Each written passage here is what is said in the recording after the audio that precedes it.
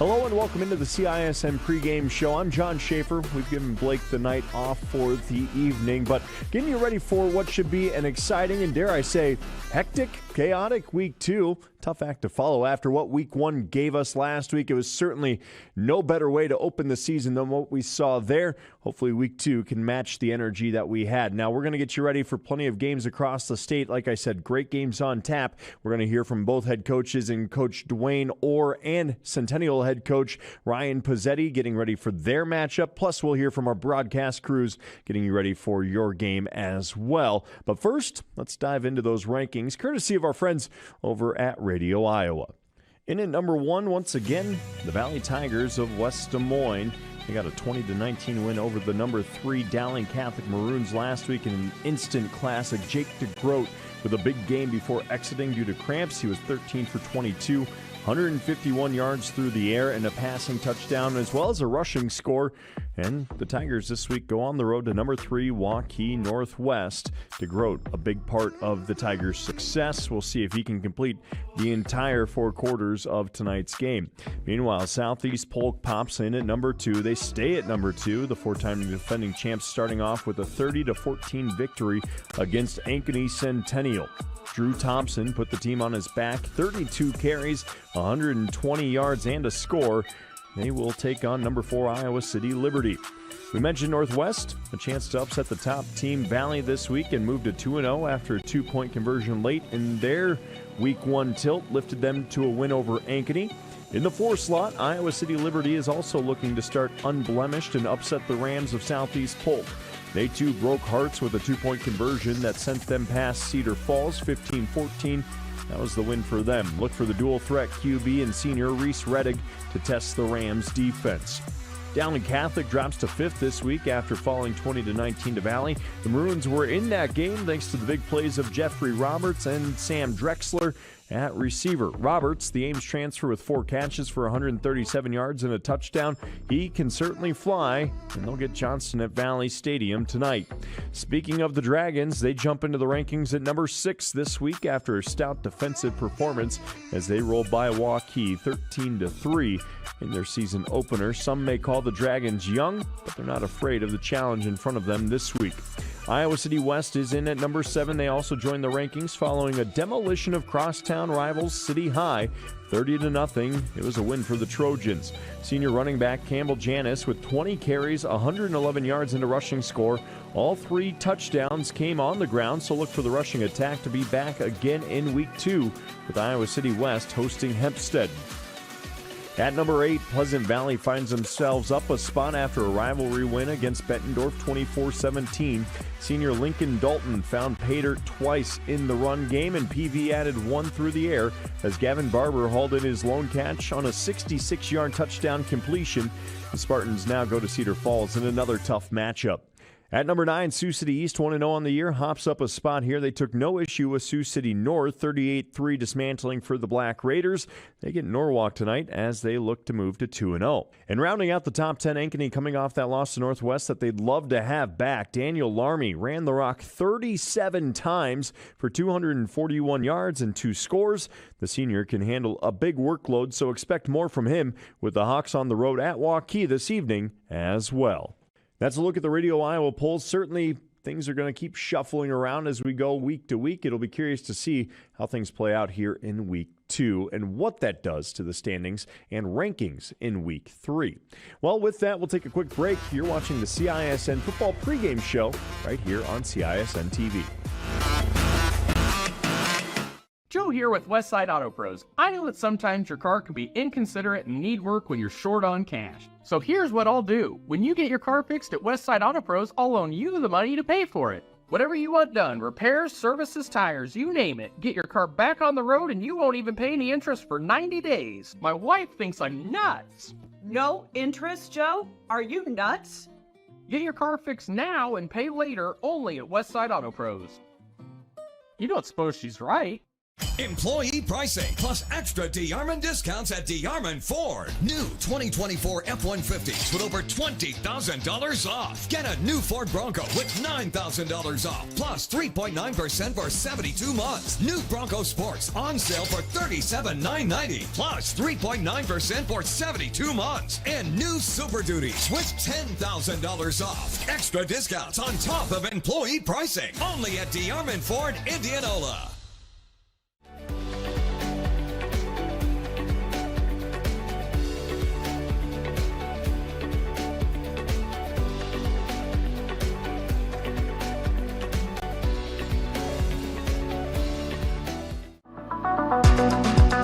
Hi, I'm Chris from Fireplace Superstore. Outdoor furniture season is here and we've got you covered with the best selection in Central Iowa.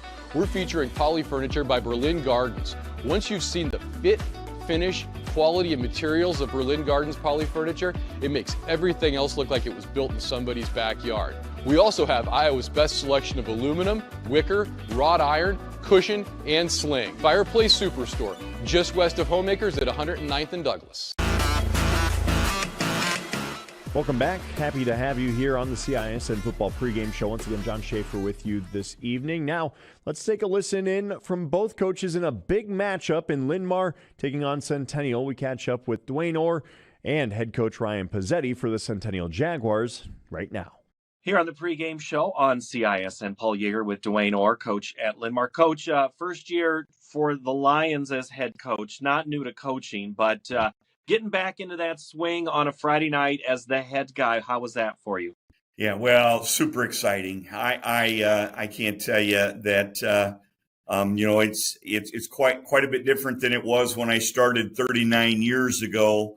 And I have been out of it for a few years while my son was playing both in high school and in college. So to be able to have the opportunity to come back and be on the sidelines and experience Friday Night Lights with a terrific group of kids and an absolutely awesome group of coaches that I've been able to assemble was really a thrill.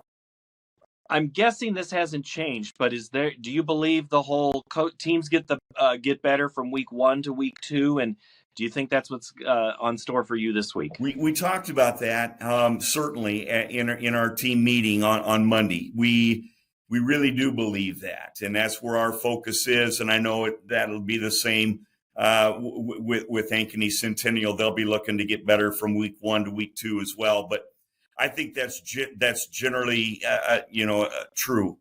That throughout my career I've seen. Hopefully you make improvement throughout the season continuously, but the biggest jump in improvement you often see from week 1 to 2 because you've had a chance now really to measure yourself against an opponent, and you can address some issues and make some adjustments that become rather clear that need to be made to make that improvement. So we're looking forward to see how much better we can be. Let's alter that phrase a little bit. How do you find your way on defense this week? Yeah. Well, defensively, we just felt really, really good about our game plan last week and the execution of that game plan for a lot of the ball game. The final score certainly doesn't reflect that, but the fact we caused 3 turnovers, we stopped our opponent on 2 fourth down attempts. So you really consider those turnovers as well. And, our tackling could be more crisp. It could be more clean. So we've worked on that earlier this week. But we feel like we've got some pieces there on defense that can cause other teams problems. And we're building around them. We sharpen up our tackling a little bit, and we like the chances that our defense can give us while our offense is still trying to find their legs. Always an improvement to be made. Always another drill to run, and we always appreciate your time, Coach. Thank you so much. Thank you so much for the opportunity. Co-head coach of the Centennial Jaguars, Ryan Pizzetti, coach last week. Okay, let's just see if you subscribe to this week 1 to week 2 improvement thing. Oh, absolutely. There's been some changes made on our team and sharpened some things up that didn't go our way last Friday, and looking forward to playing Linn-Mar. So, one last thing on the previous game. What did you see on tape that you wanted to address this week in practice? Oh, you know what? It's first game. You always think you're prepared, but deep down there's going to be some things that happen, and there was some catastrophic failures on our end that can't happen in a big game like that, but they did. You got to accept it, you got to swallow it, and you got to move on. The offense is something that's always a work in progress. Where'd you see this week improvements? You know what? We made some changes for the better, we feel, and as we go forward, we need to make sure that we sharpen things up and play better. J.J. Morgan, how did you think he did? Did outstanding. You know what? Whenever you average 12 yards carry against a team like that, he's one of the most dynamic offensive players we have, and we need to take advantage of that. Offensive line, how did they play? You know what? There's a lot of guys that played up front, and at times they played really good, and we just need to make sure consistency is the key with those guys. Defensively, what did you like? Oh, outstanding! That was a bright spot for us. They played good. With Southeast Polk returning, I think they had 8 guys that played on a state title team, and I think they allowed 60 plays, 240 yards. That's pretty good numbers for those guys. So that's something to build on for sure. You coaches and your penchant for numbers, being able to pull things. I'm always impressed. Who do you need to step up this week defensively? Defensively, they just need to play just like they did against Polk. Don't give up big plays, and they didn't. Mm-hmm. Bend but don't break. Southeast Polk didn't make a lot of mistakes on offense, and it showed. Whenever you can have a 19-play drive and finish it, that's quality football. But I do feel our defense did the job. Linn-Mar's a team that has their own sets of injuries, own sets of challenges trying to move the football. What have you seen on tape where you have opportunities? They're a different team. They graduated some kids a year ago from a playoff team, and they're new. I think they went through a lot of the growing pains that we did game one offensively, and they'll be much improved. Lastly, for you, what would be considered, obviously a victory on the board, but what do you see as victory for your team tonight? Sharpen things up, play fast, get things done, eliminate the mistakes that happened week one. All right, it's Ryan Pizzetti, co-head coach of the Centennial Jaguars. The pregame show continues after this on CISM.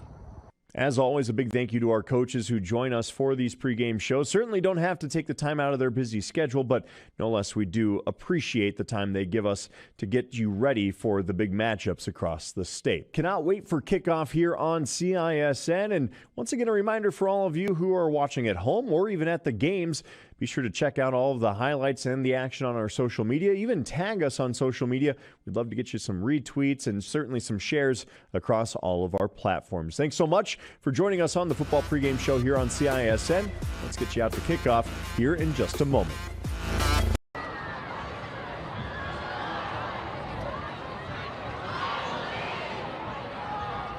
Thanks for we'll talk to you at halftime and in the postgame. Thank you, Mark. Head coach Tom Wilson joining me here for our pregame show on Iowa Catholic Radio as Dowling takes on Johnston. Kickoff just a few minutes away. We're going to take our final break and come back with kickoff Dowling and Johnston alongside Dave Marcoullier and Brian Morris. I'm Mark Amadale. Stay tuned. Week 2 of the high school football season coming up on the Iowa Catholic Radio Network.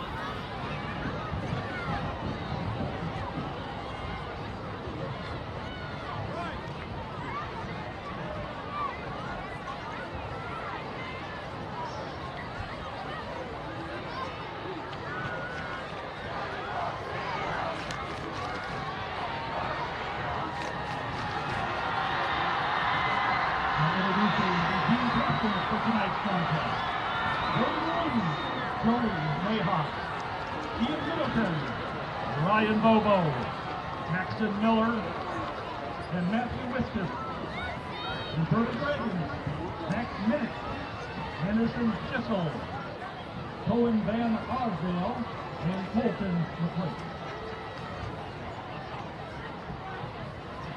Once again, our team captain is on the field, Luca Patti.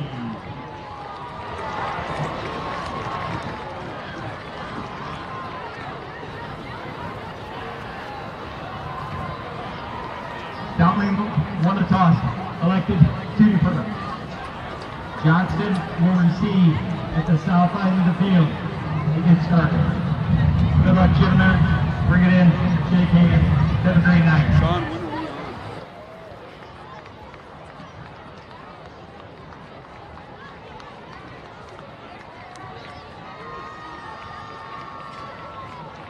Evening and welcome back to Valley Stadium in West Des Moines as we get set for high school football on the Iowa Catholic Radio Network, and welcoming back the CISN broadcast group with the broadcast tonight as we simulcast with CISN.TV. Sean and Gracie, our studio producer, Kobe Gaines and Marion Bailey are manning the cameras, and we're just about set for kickoff. Dowling won the toss, they deferred, and Dave Marculli, let's go right down the field and bring in our sideline guy, Mr. Brian Morris, who has our Jenny Farrell team sideline report. As proud Dowling Catholic alums, the Jenny Farrell team at RE/MAX Concepts has been helping generations of Dowling Catholic families with their real estate investments for almost 30 years. Learn more at jenniferfarrell.remax.com. Brian, give us an update. You're on the field, and how is it down there? You know, guys, it's cool down here for sure for September 5th. The wind is pretty strong. I bet it's about 15 to 20 miles an hour out of the north. So I think that could play into the passing game tonight when we're going from north to south on the field. And that is what Dowling will do. They have won the toss, and they are defending the north end zone. Johnston in their all-white uniforms will go south to north, and will defend the south end zone. We'll see the Johnston offense off there first. We know there's been some injuries with the Johnston offense today. We'll see how the Dowling defense reacts. This will be interesting to see what Dowling does as far as this kickoff. Dowling Johnston's loaded with speed year after year with their two deep men. And, it'll be interesting to see if they kick to them or scrib it. Underway, Dowling does kick off, field at the 7-yard line by the Dragons. They get across the 30 and they blast up to the 35-yard line. They have twins back there for the Dragons on their returns, and that is the Armstrong twins, Elijah and Jeremiah. And Elijah on the return. There's Dowling on defense. It's in their home maroon jerseys, white pants and helmets, and Johnston all white road uniforms with the purple numbers, and it's a first down. Johnston at their own 35-yard line as we're underway, and we'll set the starting lineups here in a moment. Johnston will start at quarterback. Trevor Helming, shaken up a little bit last week, didn't practice much this week, but he gets to start at quarterback. Handoff up the middle and gaining some yards across the 40 up near first down is the tailback, Emory Jones, and right up the gut the Dragons go. Well, Brady Hagan went to the right gap, and the ball carrier went right inside of him. And linebackers got a feel, and he was not there. So Grider now, Zachary Grider is the Johnston quarterback after Helming, who was held out of practice most of the week being injured, is now the quarterback. Grider is also a starter on defense, and he takes a snap, looks to his right, now being chased in the pocket. He's going to go down.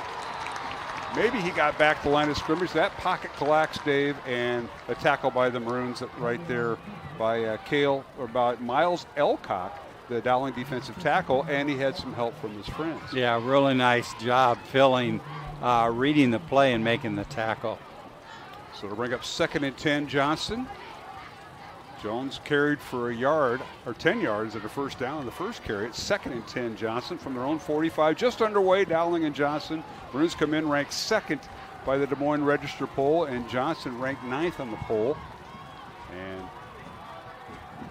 back to throw is the quarterback for Johnston. He throws it out in the near sideline, incomplete, as Zach Grider couldn't find his tailback coming out of the backfield. Well defended by the Maroons. Well, Ryan Bobo was in the background in the backfield along with Anthony Bonanno, putting a lot of pressure on the quarterback, forcing him to throw the ball earlier than he wanted to.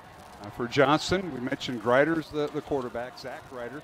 Emory Jones is the tailback. He'll be backed up by Jeremiah Armstrong, who returned the kickoff, a senior at number 29. And Tino Day, Henry Clevenger, and Jaden Hauser receivers. Back to throws Grider. Looks near side, throws near side. The pass is caught inside the 50, but shy of the first down at the Dowling 47. Just a little comebacker, if you will, Dave, as they're going to mark forward progress to Dowling 47. Jeremiah Robinson on the coverage really did a nice job. That was just a nicely thrown ball by the Johnston quarterback.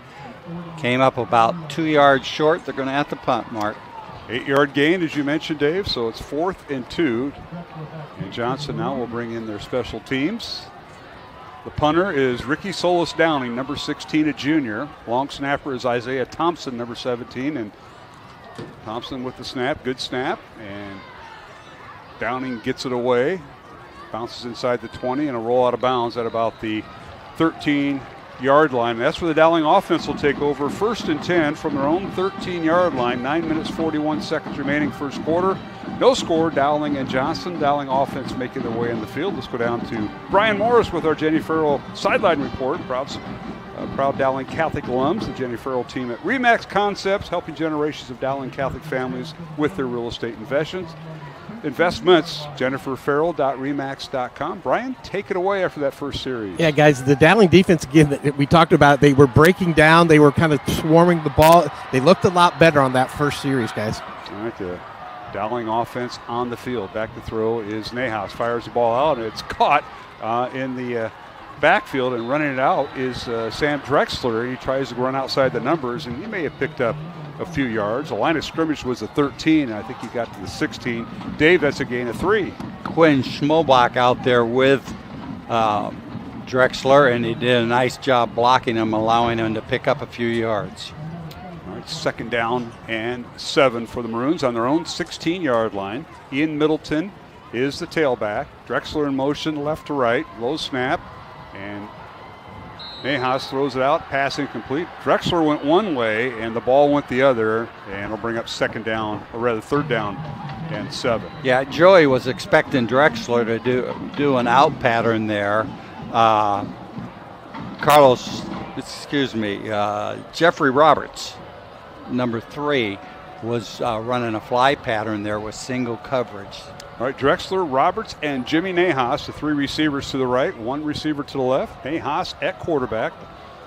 And back to throw is Nahas, looking downfield, throws it up, and he overthrows everybody. Incomplete as he tried to hit Jeffrey Roberts, but he overthrew everybody to bring up 4th down. So the Maroons go 3 and out on their first possession. Carter Barrett, Josh Miller, Cade Krause at center, Evan Mitchell, and Max Thomas, Dowling offensive line.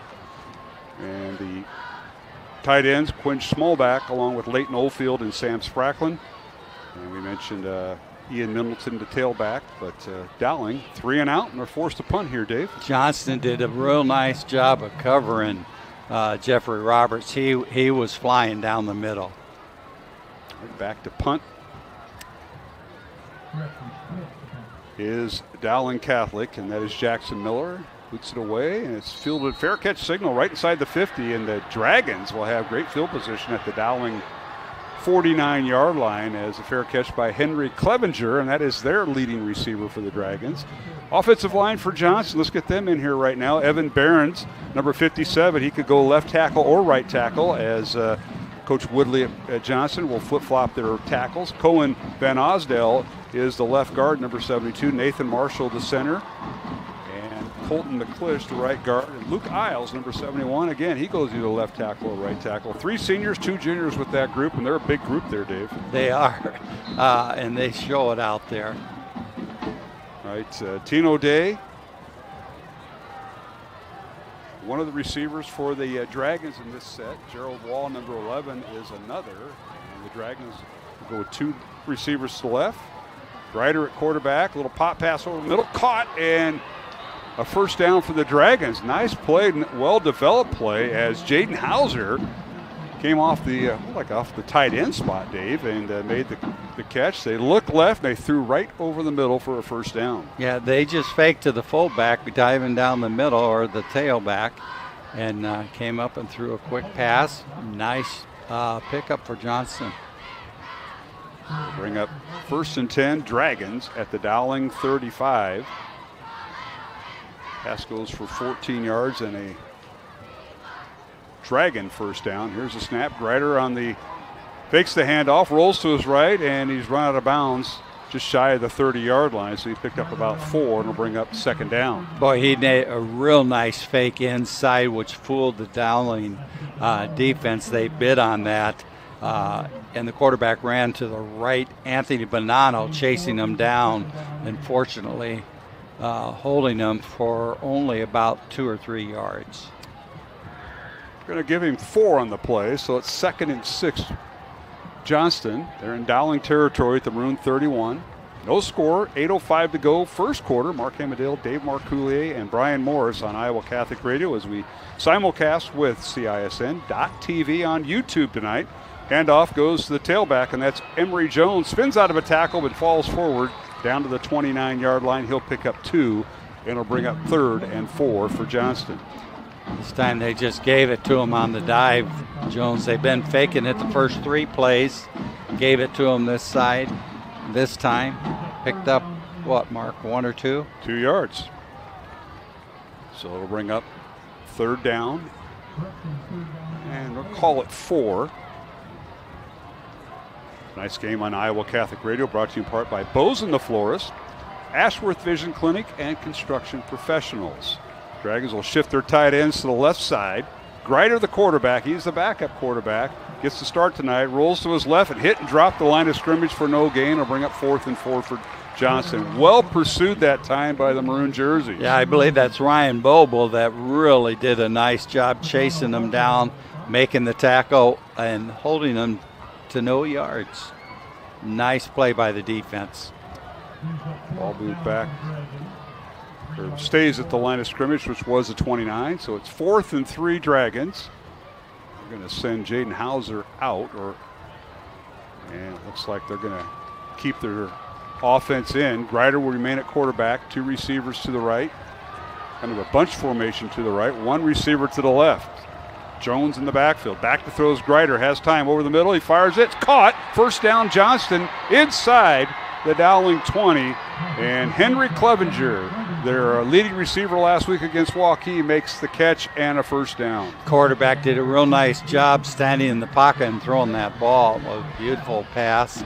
Ryan Boble, a lot of pressure on, just barely got that ball off. So Clevenger on an 11-yard pass for a 1st down for Johnston as they're knocking on the door with we approach the 6-minute mark of the first quarter. No score, Dowling and Johnston here at Valley Stadium in West Des Moines. As game time temperature was 63 degrees, and as Brian Morris told us, west-northwest wind at 10 to 15 miles per hour. On 1st down, handoff Jones, and he's upended just shy of the 15. They'll spot him down at the 16, gain of 2. Very nice carry by Jones on that one. Jones last week carried the ball for 90 yards, and he carried it 19 times, Mark. So they are going to definitely be going to him. He's got a lot of speed and looks like he's got some good strength. They rotated Jones out and put in Jeremiah Armstrong, the senior, wearing number 29 when they alternate. But that was a pretty good 1-2 punch against Waukee last week in the Johnston win. Back to throws Greider. Backside he throws it like a backside pass. It's usually a screen, but well read that time by the Dowling defense as they make the stop on that. Number 21, Jeremiah Robertson, making the stop, but it almost looked like a screen pass, but it really wasn't. Yeah, he got rid of it pretty quick, and Robertson did a real nice job coming up and making the tackle. Gain of 1. So it'll bring up 3rd and 7, Johnston at the Dowling 15. Greider at quarterback. Now we've got a penalty flag down. Looks like Dowling. Penalty on Dowling, it looks like here. Dowling was coming with their cornerback and linebacker on the outside. Both of them jumped off sides, Mark. Penalty against Dowling, that'll cost them 5 yards, so it'll bring up 3rd and 2 now. I'll put the ball right at the 10-yard line. Johnston can get a 1st down at the Dowling 8. Tonight's game on the Iowa Catholic Radio Network, brought to you in part by the Catholic Tuition Organization, Skeffington's Formal Wear, Fast Signs in Clive. And of course, our Red Zone sponsors this year are Iowa Wealth Management, and our sideline reports are brought to you in part by the Jenny Farrell team. All right, here is Greider bringing up the Johnston offense. Double tight end set. Greider's going to keep it around right end. It's 3rd and 2, and he's angling for the 1st down. I think he's right on the 1st down line. Let's see what kind of a spot he got here. If so, it's 1st and goal Johnston, and it is at the 7-yard line, gain of 3. So Grider keeps the football and picks up 3. So this drive started back at the Dowling 49, and it was a gain. It was a field position game. The Maroons had a punt near the goal line, and Johnston now has taken it since. Nice blocking by the Johnston right side of the line, bending the corner. All right, 1st and goal, Johnston, the 9th play of this drive. Handoff goes to the tailback, Emory Jones, goes right up over center and dives down to the 4-yard line to pick up a 3. It'll bring up 2nd and goal from the 4. He went right behind those big linemen for Johnston and just followed them to pick up whatever he could. Emory Jones, 6 foot, 175-pound junior tailback wearing number 2. Didn't get a whole lot of touches last year, but this is a junior-dominated unit on offense. They have, out of the 11 players, 5 are seniors, so 6 juniors make up this offense. All right, 2nd and goal, Johnston on the 4. Grider at quarterback out of the shotgun, give to Jones, and the pocket collapses, and he's brought down at the line of scrimmage. No gain. Good job by the Dowling defense up front. Ryan Bobo, Brady Hagan, Miles Elcott, and Anthony Badon to the front 4, and Dave, they might have bring in some extra linemen in their goal line. That's right, and Jackson Miller came around and got his shoelace and got the first tackle on that play. Right, 3rd and goal, Johnston from the 4. 1 receiver to the left, 2 tight ends, right over the right tackle. Grider out of the shotgun, Jones in the backfield. He looks left, throws left into the end zone, overthrew everybody, incomplete, as he tried to find Tino Day, the intended receiver. Well covered that time by the Maroons. Let's see if we can get a replay from Sean on this one on our CISN feed, but well defended by the Maroons, and here's a replay, Dave. Jeremiah Robinson on the coverage this time, just threw it up a little bit too high for the Johnston receiver, incomplete. All right, we'll bring up 4th and goal at the 4, and Johnston's going to settle for the field goal. This will be a 20-yard attempt from the just outside the left hash. Ricky Solis Downing, number 16, the kicker. Isaiah Thompson will stamp it. The holder is Philip Waters. Good snap, ball down, kick is up and through, and it is good. So it's 3-0 Johnston. Dragons go 12 plays, 49 yards, capped off by the field goal by Ricky Solis Dowling.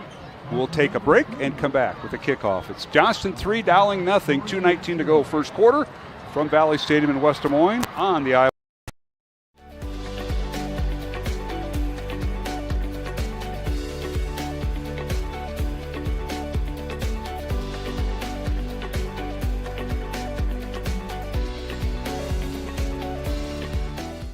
Free Godfather's Pizza begins with the download. Order through my new online ordering app and start earning free pizza and sides. It's easy. Download the Godfather's Pizza online ordering app today. Do it. Joe here with Westside Auto Pros. I know that sometimes your car can be inconsiderate and need work when you're short on cash. So here's what I'll do. When you get your car fixed at Westside Auto Pros, I'll loan you the money to pay for it. Whatever you want done, repairs, services, tires, you name it. Get your car back on the road and you won't even pay any interest for 90 days. My wife thinks I'm nuts. No interest, Joe? Are you nuts? Get your car fixed now and pay later only at Westside Auto Pros. You don't suppose she's right?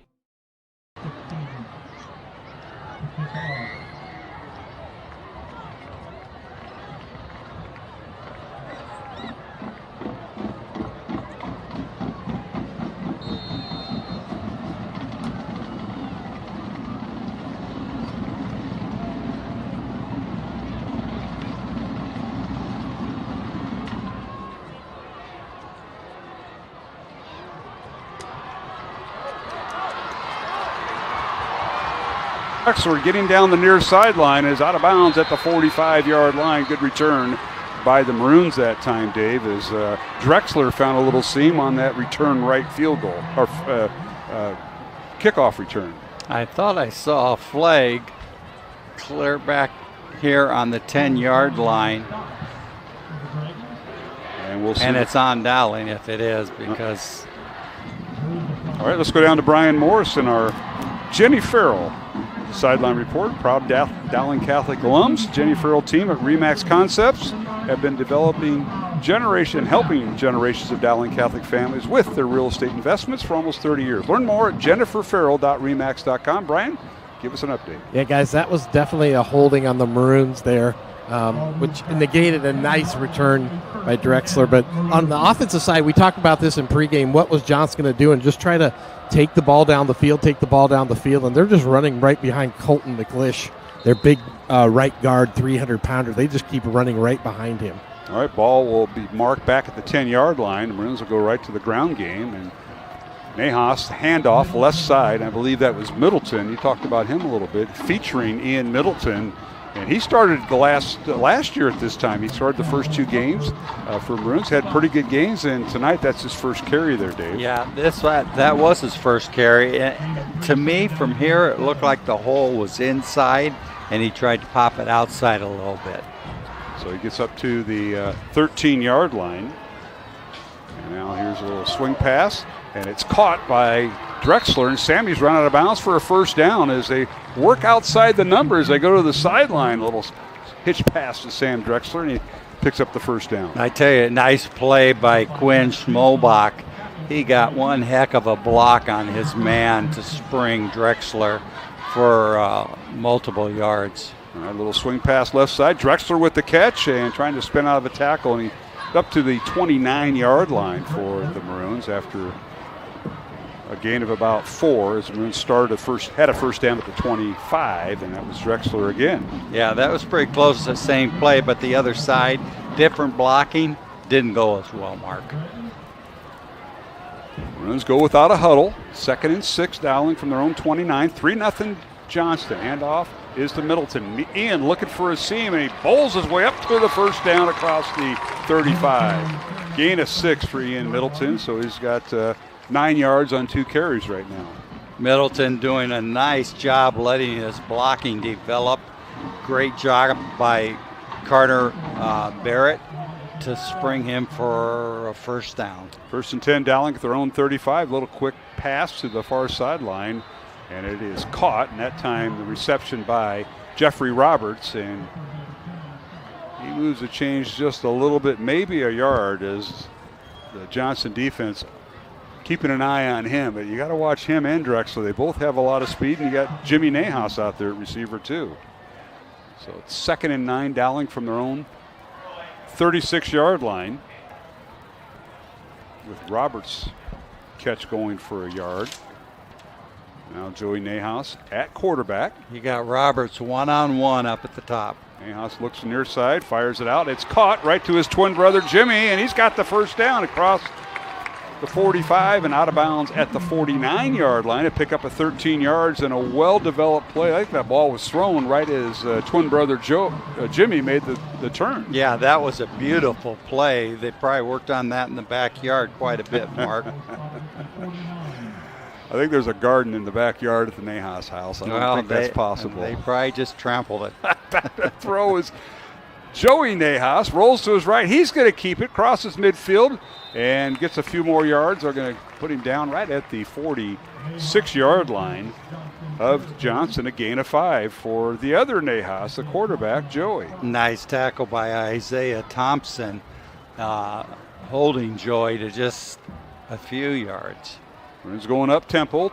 9 seconds remaining in the first quarter. Hand off to Middleton. Ian with the football. Blasts through a hole up to the 40-yard line. And that's a first down. That'll be the final play, I believe, of the first quarter, as they're going to stop the clock just to move the change, and that will do it. 6-yard gain from Middleton, and we've come to the end of the first quarter here at Valley Stadium in West Des Moines. Our score, Johnston 3, Dowling nothing. Back in 1 minute along the Iowa Catholic Radio Network and CISN.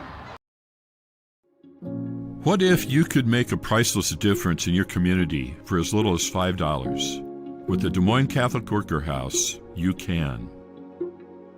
For nearly 50 years, the Des Moines Catholic Worker House has given the homeless and low-income community a place to feel welcomed. With your support, we could turn 3,000 free meals each month into 4,000. We could build a brand new warming and cooling center in our future facility. We could provide more hygiene products, more clothing, and more hope to those who need it most. Feed the hungry, clothe a neighbor, and spread your generosity throughout Des Moines by scanning the QR code on the screen right now. Donate online via PayPal or mail a check to make a priceless difference in your community today. Thank you so much for your support. Head to the north end zone, and they have a 1st and 10 at the Johnston 40.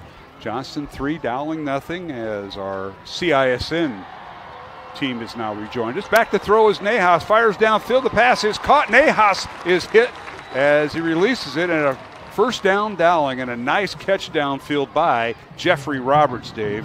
Beautiful pattern. He did about a 10, 15-yard inside break, and Joey put it right on the numbers. Great job.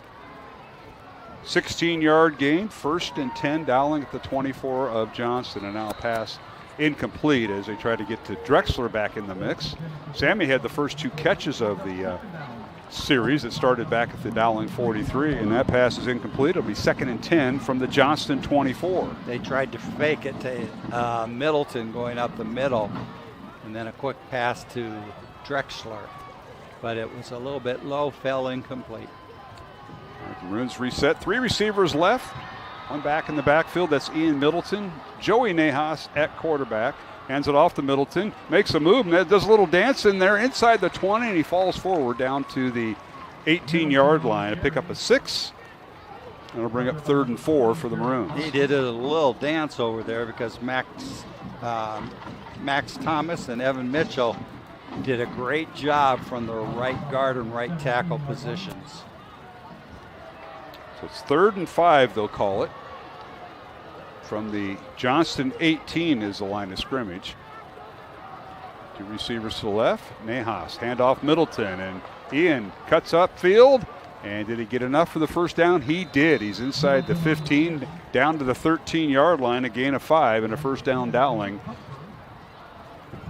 Leighton Oldfield and Carter Barrett really did a nice job blocking on the left side on that play.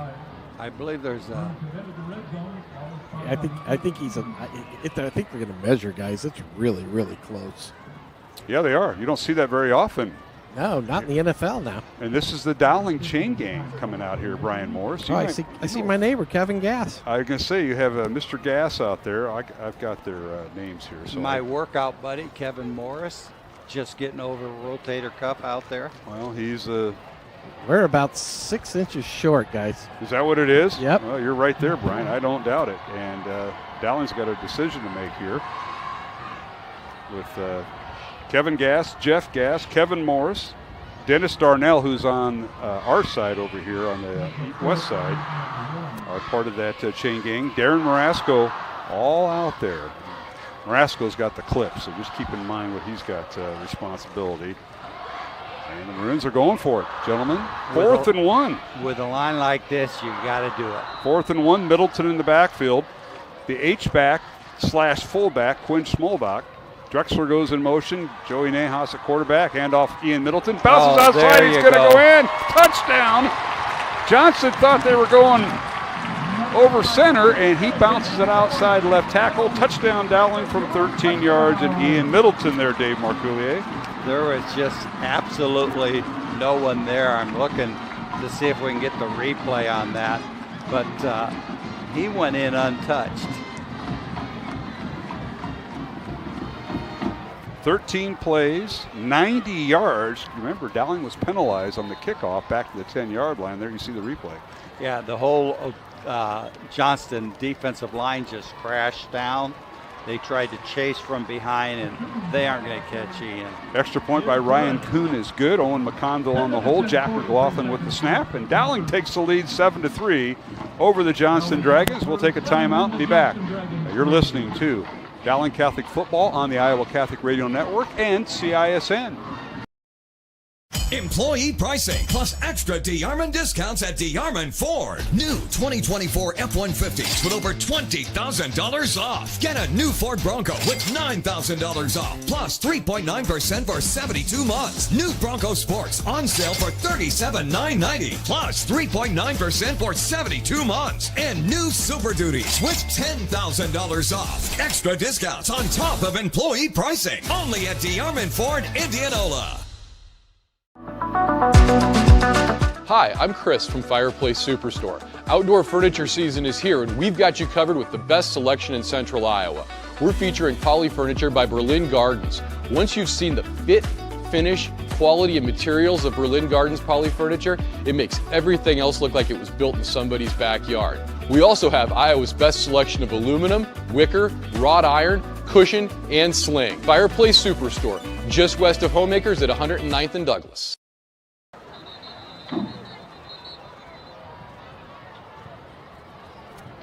And we're back here at Valley Stadium in West Des Moines. The kickoff by Dowling, and Dave Marcouli, I believe, is coming back. There was a flag on the play. Dowling was offsides.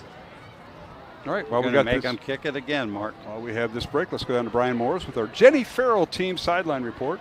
As proud Dowling Catholic alums, the Jenny Farrell team at RE/MAX Concepts has been helping generations of Dowling Catholic families with their real estate investments for almost 30 years. Learn more at jenniferfarrell.remax.com. Brian Morris, come on in. That was quite the drive, Brian. 13 plays, 90 yards by the Dowling offense. Yeah, coach has to be really happy with that. That was just a good sustained drive. They didn't give themselves any penalties on that drive, so it really was just a nice, steady move the ball down the field, and a nice touchdown run there by Ian Milton.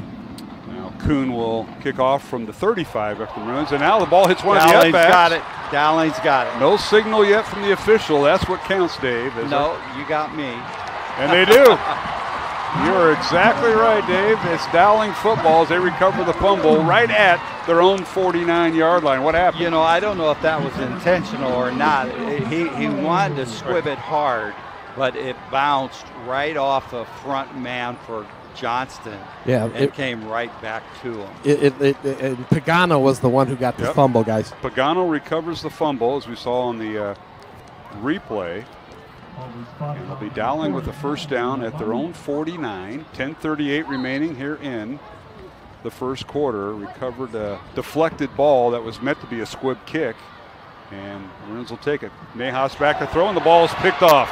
Intercepted by Johnston, and Jarrett Beatty on the return. And they're going to spot him out of bounds at the Dowling 23. So one turnover deserves another, and Beatty with the interception. Well, that was a quick pass intended for Jeffrey Roberts. And Jeffrey Roberts had a cornerback on him, and Beatty was on the inside, read it perfectly, and came from his inside linebacking position and made the interception. And tackled by Cade Krause, the Dowling center. But Johnston with a first down at the Dowling 24-yard line. So both teams exchanged turnovers here in a matter of 10 seconds, Dave, as we write the time down.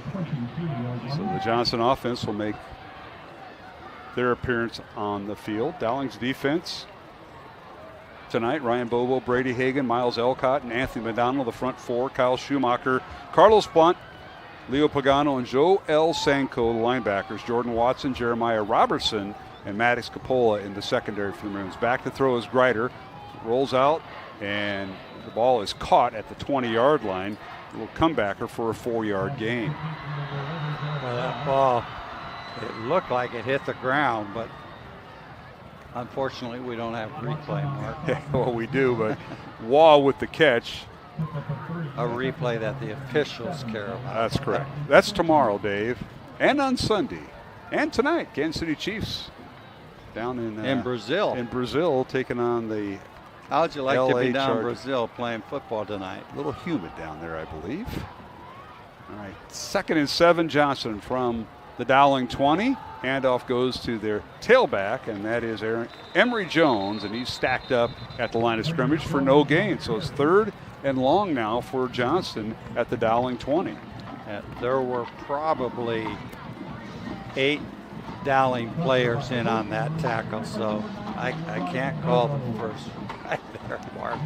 That was a gang tackle. Nice job by the defense. Yep, they stepped up nicely there. You mentioned them earlier. Front four. Now it's 3rd and 7 for the Johnston Dragons. Dowling leads at 7-3, 9:05 remaining here in the second quarter. Back to throw is Grider. Looks in the end zone. He overthrew his man. Ball tipped and intercepted by the Maroons. Picked off by Dowling in the end zone. And that being Jordan Watson with the pick in the end zone. We're going to see it on the replay here. So we've had 3 turnovers in less than 2 minutes. I think number 2 for Dowling hit it. Tipped it, yep. Yeah, I think he did. Watson gets and the then interception. Watson came up with it. Tipped and intercepted. Yes, well, the receiver play. for Johnston was right there too. And that being Henry Clevenger, the leading receiver. So Brian Morris will go right back to you. What a turn of events there. 3 turnovers in a matter of 2 minutes. Yeah, and this is odd, guys. They're putting the ball like on the half-yard line. I thought he took it and it kind of fell into the end zone and it would have been a touchback. So I'm a little surprised they put it on the half-yard line. I wonder if Coach Wilson at Dowling was getting some information from up here. I think, nonetheless, it was tipped.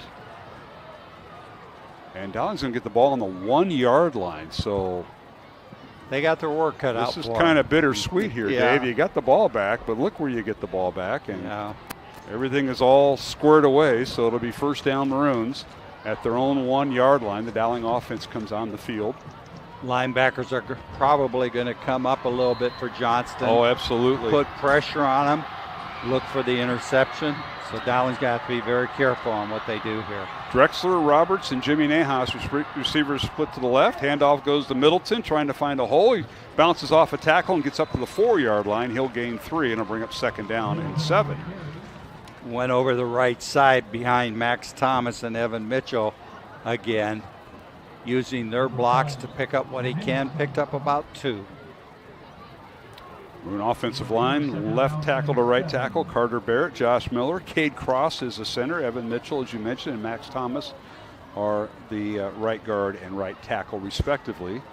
Tight ends, Quinn Smolbach, number 7, Leighton Oldfield, number 32. Back to throw, Nahas fires it out, caught by Sammy Drexler, and he slips up, and they're going to give him forward progress after the catch to the 20-yard line, a gain of 16 there, Dave. Well, Johnston player got him by the shoelace, or that he would have gone all the way.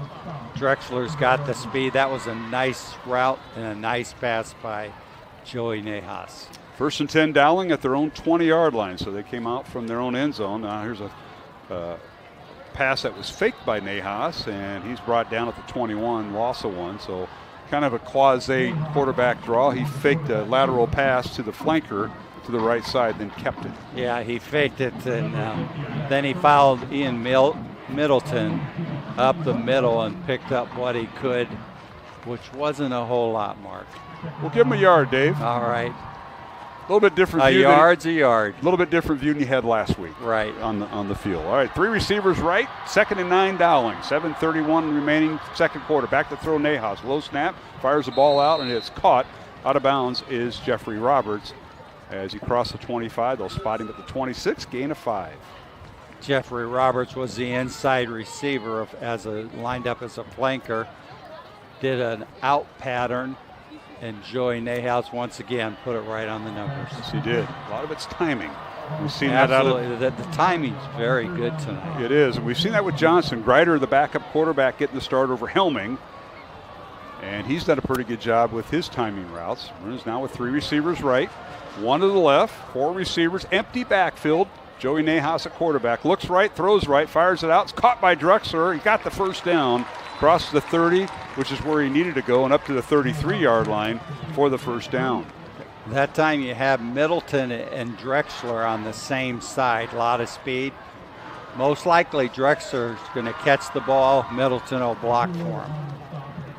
Now here's a quick pass into the flat top of the screen, caught by that's Jeffrey Roberts again. They're lining him up opposite Sam Drexler right now and Ian Middleton, which means Roberts has single coverage. and that's tough. That was a 2-yard gain.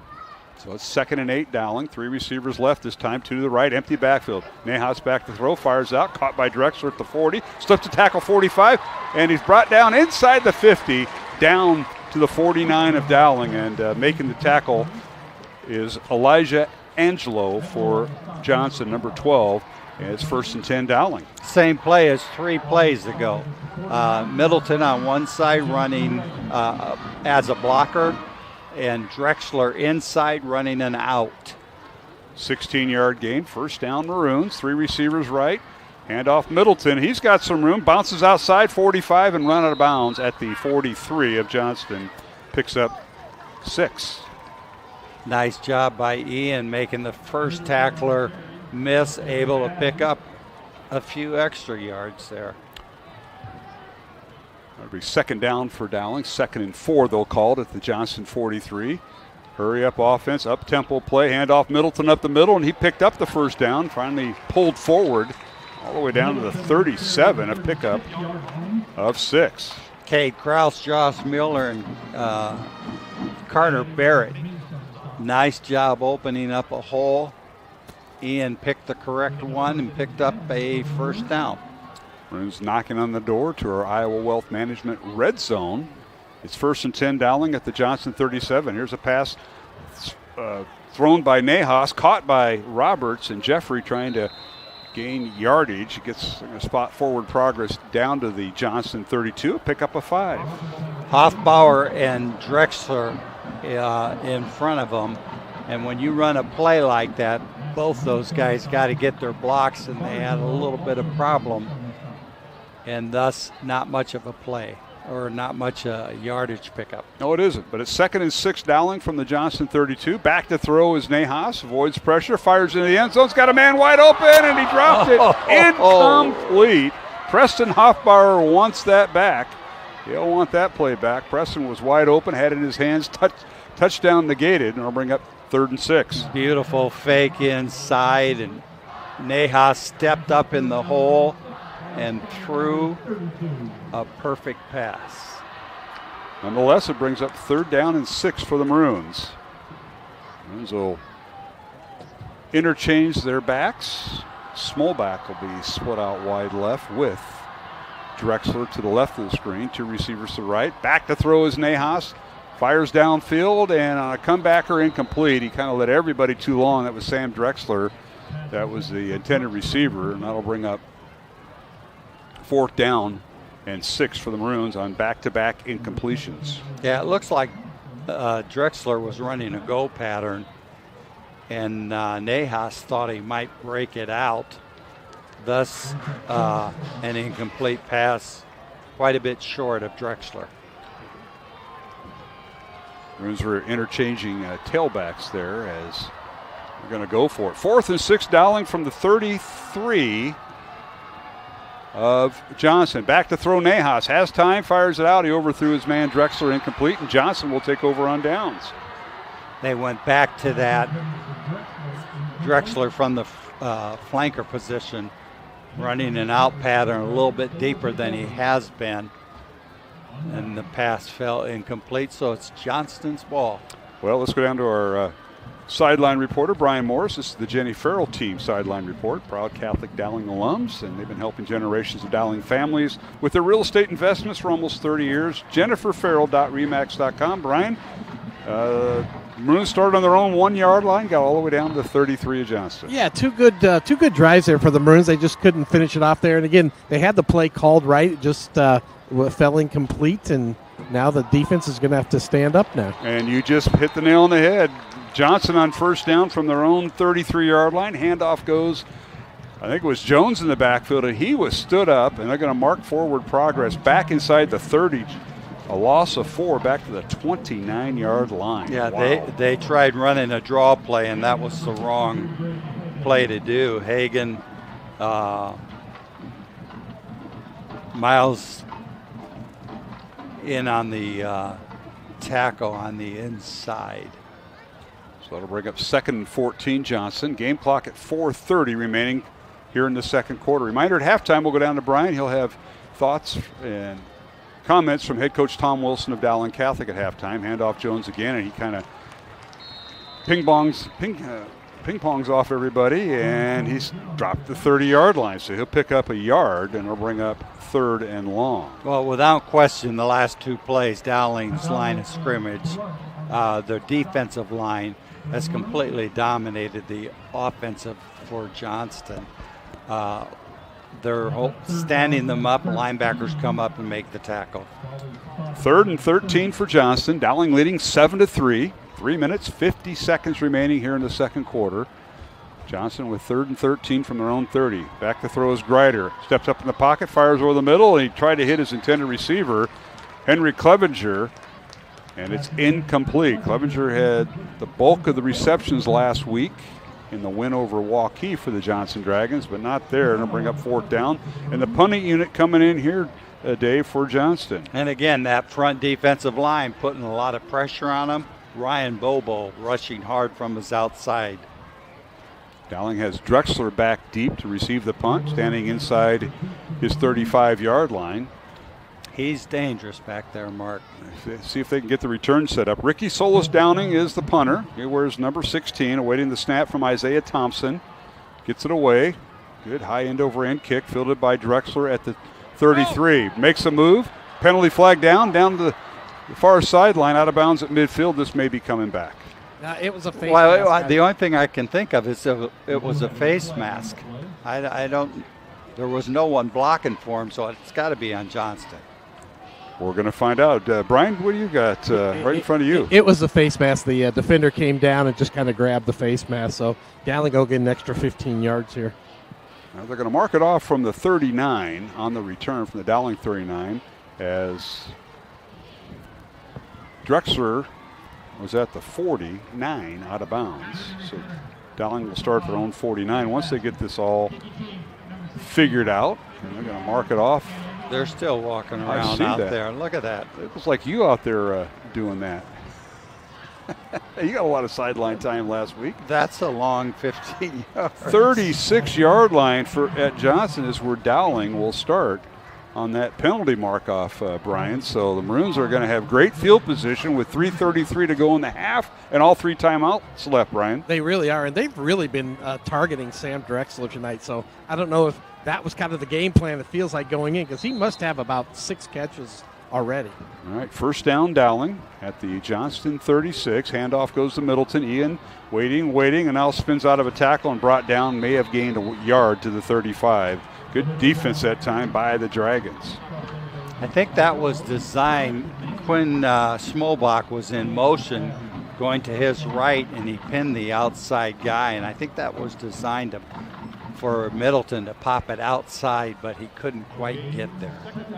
Maroons will interchange their receivers as Jimmy Nahas comes in. He'll join Drexler and Roberts in the receiving corps. Middleton in the backfield. Back to throw is Joey Nahas. Fires it out. Caught by Drexler. Stops and starts inside the 30, and he's brought down right around the 27-yard line, a gain of 8. Drexler lined up in the backfield that time, then just a quick flare pass to him and let him use his speed to pick up what he can. 3rd and very short. Reminder, at halftime, we'll talk Catholic Football League. They had their all their teams introduced in the pregame. Garrett Hill, the president of Greater Des Moines Catholic Football League, will join me at halftime, so stay tuned. Handoff is Middleton. Ian slips a tackle at the 25 and rolls out of bounds. They say he stepped out at the 19-yard line of Johnston. He'll pick up 8 yards. Nice play by Ian, once again reading the blocks as he does so well and picking up a nice gain, and Dowling's ready to go. 1st and 10 Dowling at the 19 of Johnston, 2:20 to go, and now a little pass going to Drexler trying to get outside. They try to grab him by the face mask. Well, the collar, the back collar, which is illegal, but he'll get inside the 15 and spot him down at the 13-yard line there, Dave. Yeah, now they moved Drexler into the backfield and they're running a lot of flare passes to him, getting the ball to him quickly and letting him try and use his speed. 3 receivers left, tight end to the left. Here's a snap and handoff Middleton, right side. Now bounces outside, angling for the the pylon, or rather the first down marker, and I think he got it. He's inside the 10 down to the 9-yard line. He picks up 4, but is it enough? That's what Middleton does so well. He goes inside and leads everyone to believe that that's where he's going to run it, and that last second he pops it outside and he gets that corner. And they're going to give him the first down. First and goal, Dowling. 2:07 to go here in the second quarter. Dowling leading 7-3 and knocking on the door as they are in the Iowa Wealth Management Red Zone. Iowa Wealth Management, a fee-only investment advisory firm helping clients grow and protect their wealth. Learn more at iowawealth.com. We'll keep it here with 2:07 to go in the first half. Dowling 7, Johnston 3. And let's go down to Brian Morris with our Jenny Farrell team sideline report. Brian, take it away. Yeah, guys, that one, Coach Wilson, I think he must have decided he wanted to do another call because the offense was getting ready to snap that ball, but he ran down and got a timeout real quick. But again, tonight the Dowling offense has put together three really good drives, right? And again, that's what we talked about last week. They couldn't sustain those drives. So the offensive line's doing a nice job of opening up some holes. And again, Drexler, I'll be curious at halftime. He's got to have 8 catches already. Brian, it does look like they're really keying on Drexler and trying to get him the ball as quickly as they can and letting him use his speed. And Roberts keeps going deep and trying to get open down that way. All right. Thanks for that sideline report brought to you by the Jenny Farrell Group, Remax Concepts. JenniferFarrell.remax.com. All right, Dowling out of the timeout. Called by the Maroons. I think they have 2 remaining. 3 receivers left.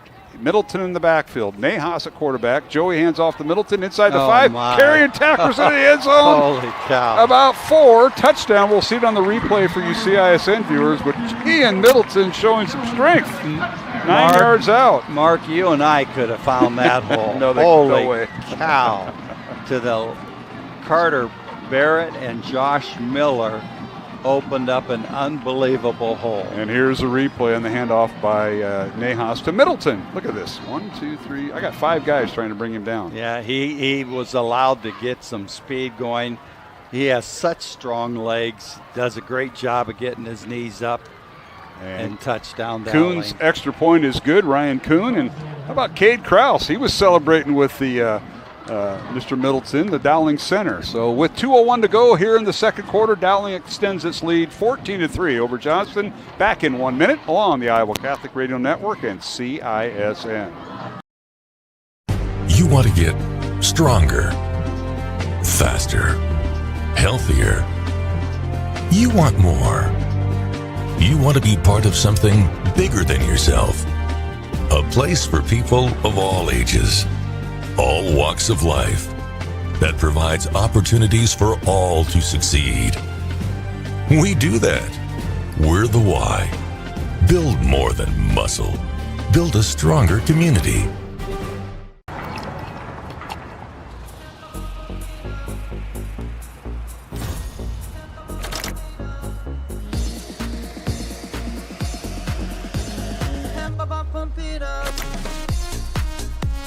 A fuel choice that even rivals can agree on? Now that's worth the hype.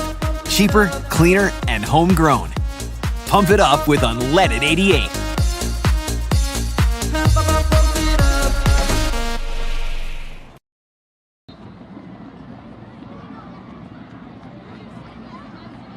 We're at Valley Stadium in West Des Moines. Week 2 of the Iowa high school football season on Iowa Catholic Radio and CISN. Kickoff by Dowling, picked up by Johnston at the 20-yard line. And on the return, the Dragons turn the corner. And that being Jeremiah Armstrong with the return up to the 35-yard line, and that's where Johnston will start. 1st and 10. They have all 3 of their timeouts remaining with 1:55 to go. Let's go down to our Jenny Farrell team sideline report. Brian Morris, come on in. Yeah, guys, again, I think the defense tonight, again, we talked about during pregame, they have done a nice job of keeping this Johnston team within the sidelines here, breaking down, making the tackles, wrapping up. So I think the film session, all the work that went in this week is paying off right now. Don't you think they're doing much better at wrapping up tonight? Very, very. Really, it's night and day. And Ryan Morris will be talking to Coach Wilson at halftime. I'm sure he'll have a question or two for Coach. Dowling going on a 6-play, 51-yard drive, capped off by Ian Middleton's second touchdown of the night. Now on first down, the Dragons with the football, and I believe that is the backup tailback in there for Johnston, and that would be Jeremiah Armstrong with the carry. And Brady Hagan, nice job making the tackle from his defensive tackle position. Gets it up to the 38-yard line, gain of 3. Now Brady Hagan, didn't talk about him a whole lot last week or Ryan Bobo. It was a Valley offensive line, and they did a good job on the Maroons. And now it is 2nd and 7 here for the Dragons, all on their own 38-yard line. Coach Brian Woodley has all 3 of his timeouts remaining. Coach Woodley in his 24th year. Now a ball snapped over the head of Greider, the quarterback, and he wrestled it down back at the 22-yard line, a loss of 16. Well, they're trying to confuse the quarterback with the linebackers coming up and dropping back and not giving anything away. But I think it confused the center more than anyone because he snapped it over his head. We got a timeout on the field. We'll take it with them. 1 minute, 5 seconds remaining here in the second quarter. 14-3, Dowling over Johnston. Back in 1 minute along the Iowa Catholic Radio Network and CISN. What if you could make a priceless difference in your community for as little as $5? With the Des Moines Catholic Worker House, you can. For nearly 50 years, the Des Moines Catholic Worker House has given the homeless and low-income community a place to feel welcomed. With your support, we could turn 3,000 free meals each month into 4,000. We could build a brand new warming and cooling center in our future facility. We could provide more hygiene products, more clothing, and more hope to those who need it most. Feed the hungry, clothe a neighbor, and spread your generosity throughout Des Moines by scanning the QR code on the screen right now.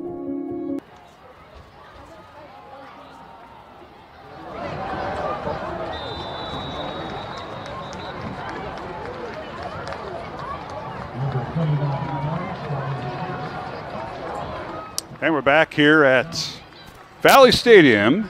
Johnston with the ball. And they run a running play, another timeout call. Dowling burning their timeouts. They want the ball back. 1 minute remaining here in the first half. Dowling 14, Johnston 3. Dragons now facing a 4th and 17 here. Mark Hamadale joined by Dave Marcoullier tonight, sitting in for Matt Maindring and Brian Morris. And Dave, Dowling is doing the clock management. They're going to force Johnston to punt. The Maroon offense will get the ball one more time. Yeah, this is going to be a great opportunity for the offense to work on their 2-minute or 1 minute, as it turns out, offense. You can expect plays to come one after another here, and watch one deep to Roberts. Reminder at halftime, we'll have the president of the Greater Des Moines Catholic Football League, Garrett Hill, will join me here on Iowa Catholic Radio. CISN will go back to their studios for their programming, so you won't be able to see the interview with Garrett, but we'll be on Iowa Catholic Radio, so tune in. Now 4th down for Johnston as the Dragons bring in their punter, and that being Ricky Solis Downing. He gets a punt away, high end over end kick. Maroons will let it bounce inside the 30. Now it takes a Johnston roll, picked up by Drexler at the 30, down the near sideline he goes, cuts up field the 40, and finally brought down at the 46-yard line with 45 seconds remaining. So it wasn't a natural return day, but Drexler followed the ball and picked it up and got up to the 46. Oh, he did a real nice job. He tried to cut it outside and draw Johnston's Jaden Hauser to go out with him. He didn't fall for that, and he tried to break it in and couldn't quite make it. So they have the ball on the 46-yard line, Mark. So the Dowling offense on the field. Sam Drexler, Jeffrey Roberts, and Jimmy Nahas split out wide right. Middleton in the backfield. Ian Middleton, the 215-pound senior. Joey Nahas, a quarterback, hands off to Middleton. Up the middle he goes. He's got the first down and more inside the 40, and he's dropped there. Dowling out of timeouts, but the clock will stop on the first down at the Johnston 37. Again, Cade Kraus with a great block, and Josh Miller on the inside.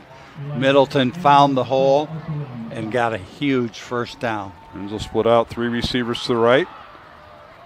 two to the left. Empty backfield. Joey Nahas at quarterback. Little pass to the left, caught by Roberts, and he's brought down. Clock will continue to run with 22 seconds remaining. And Maroons in hurry-up mode here. They may have to spike the ball.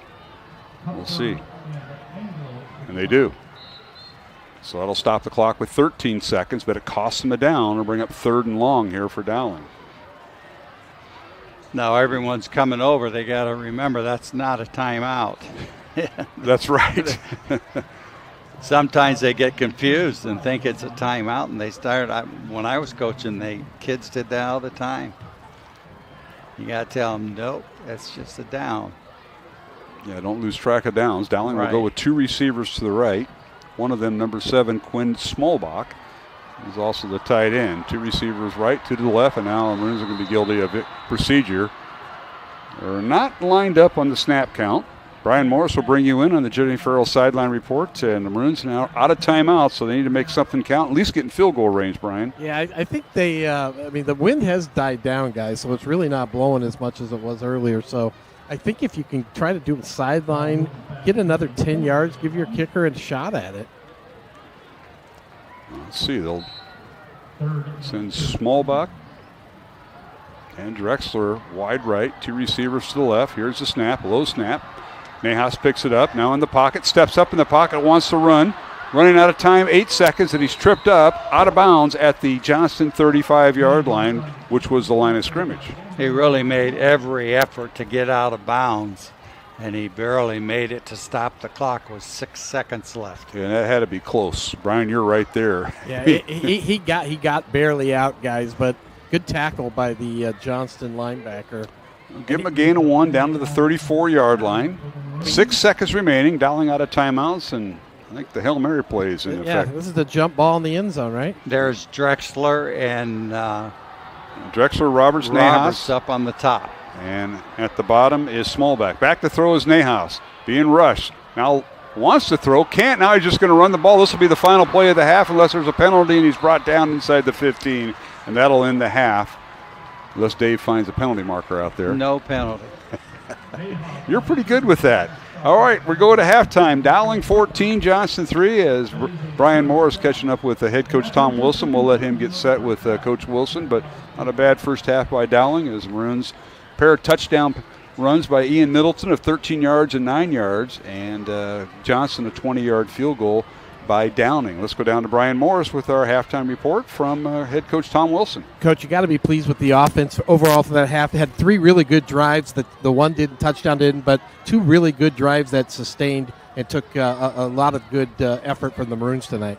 Yeah, we've done some good things in that regard, and I think our defense has done some good things. Right now the play of the game may be Kraus stopping the interception return because then we got to stop ourselves. Sam Drexler, I think I have him for 8 catches in the first half. That had to be something you saw on film.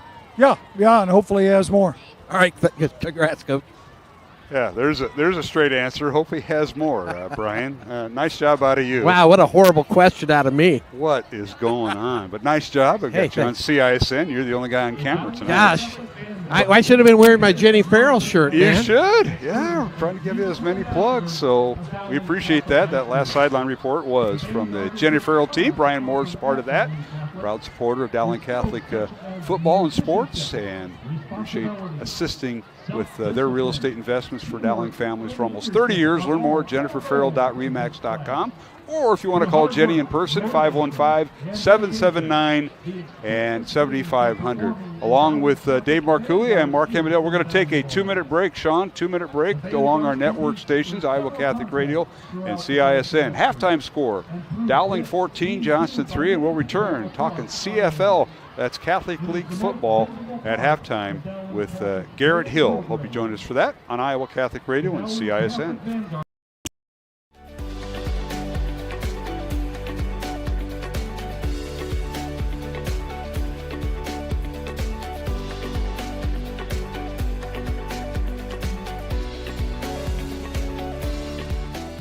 Joe here with Westside Auto Pros. I know that sometimes your car can be inconsiderate and need work when you're short on cash. So here's what I'll do. When you get your car fixed at Westside Auto Pros, I'll loan you the money to pay for it. Whatever you want done, repairs, services, tires, you name it. Get your car back on the road and you won't even pay any interest for 90 days. My wife thinks I'm nuts. No interest, Joe? Are you nuts?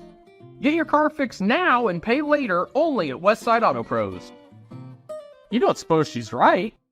Employee Pricing Plus at DeArmond Automotive, Knoxville. 2025 Ram 1500s with up to $15,000 off. Incredible offers on the 2025 Jeep Grand Cherokee with up to $9,000 off. And new Jeep Wranglers with up to $8,500 off. And save on a new Chevy Silverado 1500 with over $12,000 off. Employee Pricing Plus. Save big now at DeArmond Automotive in Knoxville, Iowa. Hi, I'm Chris from Fireplace Superstore. Outdoor furniture season is here and we've got you covered with the best selection in Central Iowa. We're featuring Poly Furniture by Berlin Gardens. Once you've seen the fit, finish, quality, and materials of Berlin Gardens Poly Furniture, it makes everything else look like it was built in somebody's backyard. We also have Iowa's best selection of aluminum, wicker, wrought iron, cushion, and sling. Fireplace Superstore, just west of Homemakers at 109th and Douglas. You want to get stronger, faster, healthier. You want more. You want to be part of something bigger than yourself. A place for people of all ages, all walks of life, that provides opportunities for all to succeed. We do that. We're the why. Build more than muscle. Build a stronger community. Free Godfather's Pizza begins with the download. Order through my new online ordering app and start earning free pizza and sides. It's easy. Download the Godfather's Pizza online ordering app today. Do it. Bringing in the brand new president of the Greater Des Moines Catholic Football League, Garrett Hill. Boy, I'm used to talking to Jeps in the last 12 years, and now Garrett, welcome. Yeah, and thanks for joining us. Thank you. No, excited to be here. This is a big night for us. Always look forward to this every year. Coming out, we get all the kids on the field. You get to see them run across. We had over 500 kids here tonight. We have a total, actually, of 557 players signed up to play with us this year. And you got them all in that northeast end zone here at the stadium. That's amazing. Yep. And we managed to get through today. Not many kids falling as they're running across. So I would say that's a successful night. Garrett, I'll be quite honest with you. After seeing this happen many, many years, I'm not worried about the kids. It's the coaches and the other supports, the adults I'm worried about falling. Oh, yeah, absolutely. All right. Well, you mentioned the number of registrations for 2025 for the Catholic Football League, exceeding last year's number. That's always great. But for folks that aren't familiar, you have the flag for the little kids, a transitional league, which is flag to tackle, and then you have the tackle football. So give us an update on that. Yeah, that's right. So we believe in a progressional model, similar to what you see in baseball. You know, you start with T-ball, you move up, you continue to progress with baseball. Same thing with football is what we're doing. So we start out, we're flag football, 1st through 3rd grade, and then in 4th and 5th we move into what we call transitional flag, which is essentially, it's still flag football. Our rules are still all the same, except we're wearing helmets and shoulder pads. The contact increases a little bit, so we're gradually increasing that contact for the player. And then once we get to 6th and 7th grade, that's where we're going full tackle.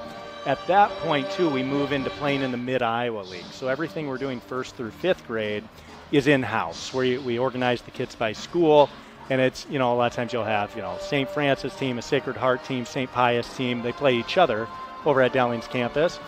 With our 6th and 7th grade, we play in the Mid-Iowa League, and that's when we start introducing the Waukees, the other schools that you would see in the CIML as well.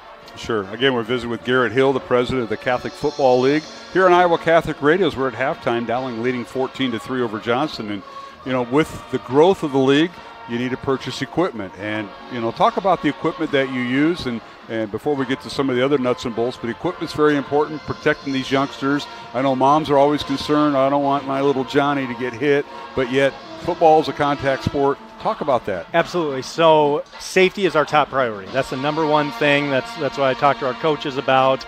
It's about, managing practices, make sure we're doing good drills in practice, safe drills in practice, giving them the resources that they need to be able to do that as well.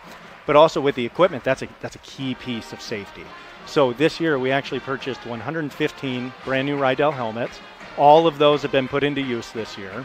In addition to that, we purchased 50 new Guardian caps as well. So our tackle players, when they're out at practice, just like if you go to a Dowling high school practice, you'll see all of their players are wearing the Guardian caps. We do the same thing in practice with our 6th and 7th graders. That is a big improvement with safety. I remember when Coach Wilson was with Coach Swenson and talking about the safety. This all came about many years ago with the concussion syndrome the NFL had, and then they got it down to the youth football. And I know Coach Swenson, Coach Wilson, and many other Central Iowa coaches got into that about the safety part. And right now, all your coaches, more teams, more coaches, you have to teach the coaches the fundamentals. I know when I came through, might not be the same coaching style that you and I grew up with youth football. It's a whole different thing right now, and the coaches have to learn that and talk more about that. Yeah, spot on. And Coach Wilson and both Coach Swenson, I've talked to both of them about the USA Heads Up program, and that's what we have all of our tackle coaches go through. It's USA Football Heads Up. It teaches them not only proper tackling techniques, but it also goes through a lot of the signs to look for a concussion and really the new way to look at things. Go back 20 years and it was, you get hit on the football field, you got your bell rung, go back in there. Now there's a lot of reframing of that now, where it's make sure the kid is okay, make sure safety is your top priority over winning the football game. And that's really what we push with our coaches. They have to go through, like I said, that training. They get certified, and it's an extensive training. It's not a little click through the course. I did it this year coaching my son in 6th grade. It took me 3 hours to get through it. So it's a big commitment by these coaches that are coming out to coach tackle football. It is, and God love them, but I know a few of your coaches, and I'm surprised they got through the training on the first try. Now, how many tries do they get? Because I know a few of these guys. It might take several. They do need to test out, so I'm confident in saying they passed if they have the certification. Okay. We're visiting with Garrett Hill, the president of the Greater Des Moines Catholic Football League here on Iowa Catholic Radio here at halftime.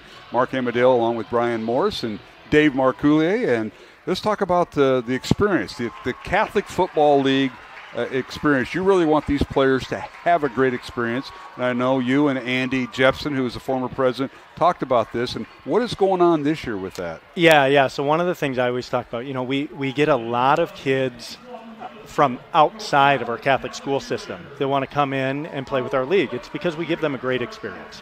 And, I want to make sure that we are leaving a lasting impression on those kids when they come. What is the difference between the Dowling Catholic and our CFL program versus any other program out there? And it's the Catholic piece of it. And that's where we've really made a point this year. We are installing the Our Father before our Sunday games. So we'll have a Dowling student there, or I myself will be there to read the Our Father before the game starts.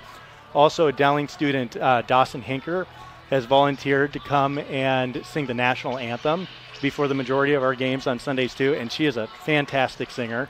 She sang the national anthem for some home basketball games where I got to know her, and then she was selected to do the national anthem at the state basketball tournament. That's how good Dawson is. You got a good one there. Yeah, yep. We have an excellent singer there. She's and great. I got connected with her. My son plays with her little brother on a basketball team this summer, and her little brother's on our football team this year too. That's so, awesome.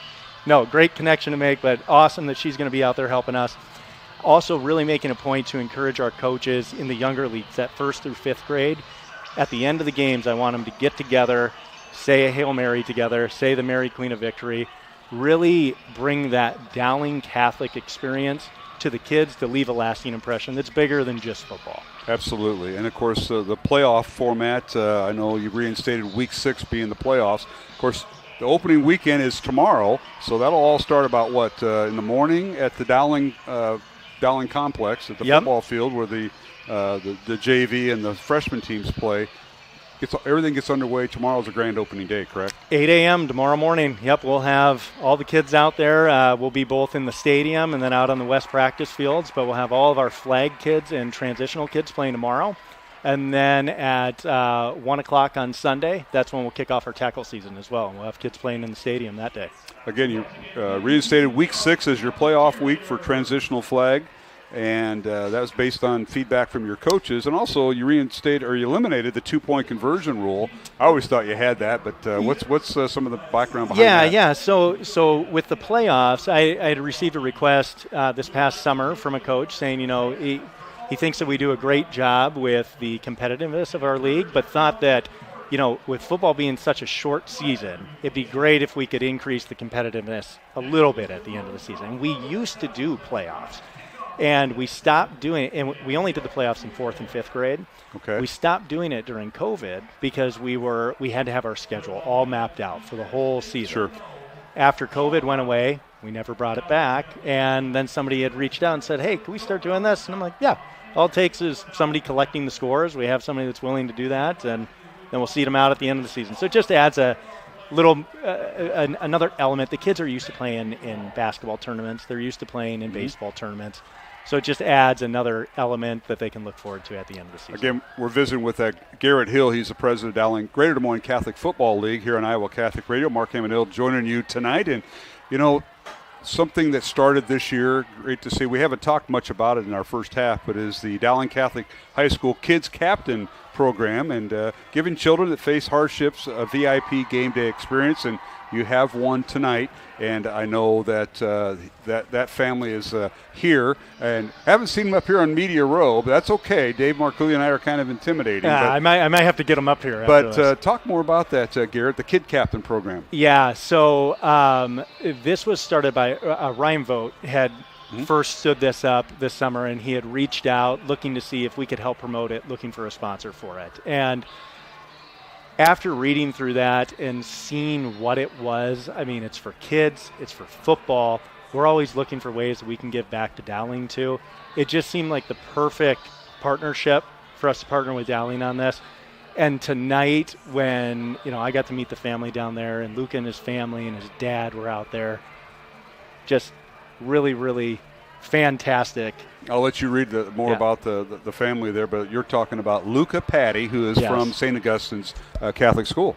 Yes, correct. So, I mean, Luca came out here. He's quiet. So what the write-up here, Luca's quiet, polite, hardworking young man. He stepped up for his family while excelling in the classroom, building confidence in himself. He's leaned on coaches, mentors, friends who have stepped in to play catch, to work on his football skills, and shared special moments that have helped him grow both on and off the field.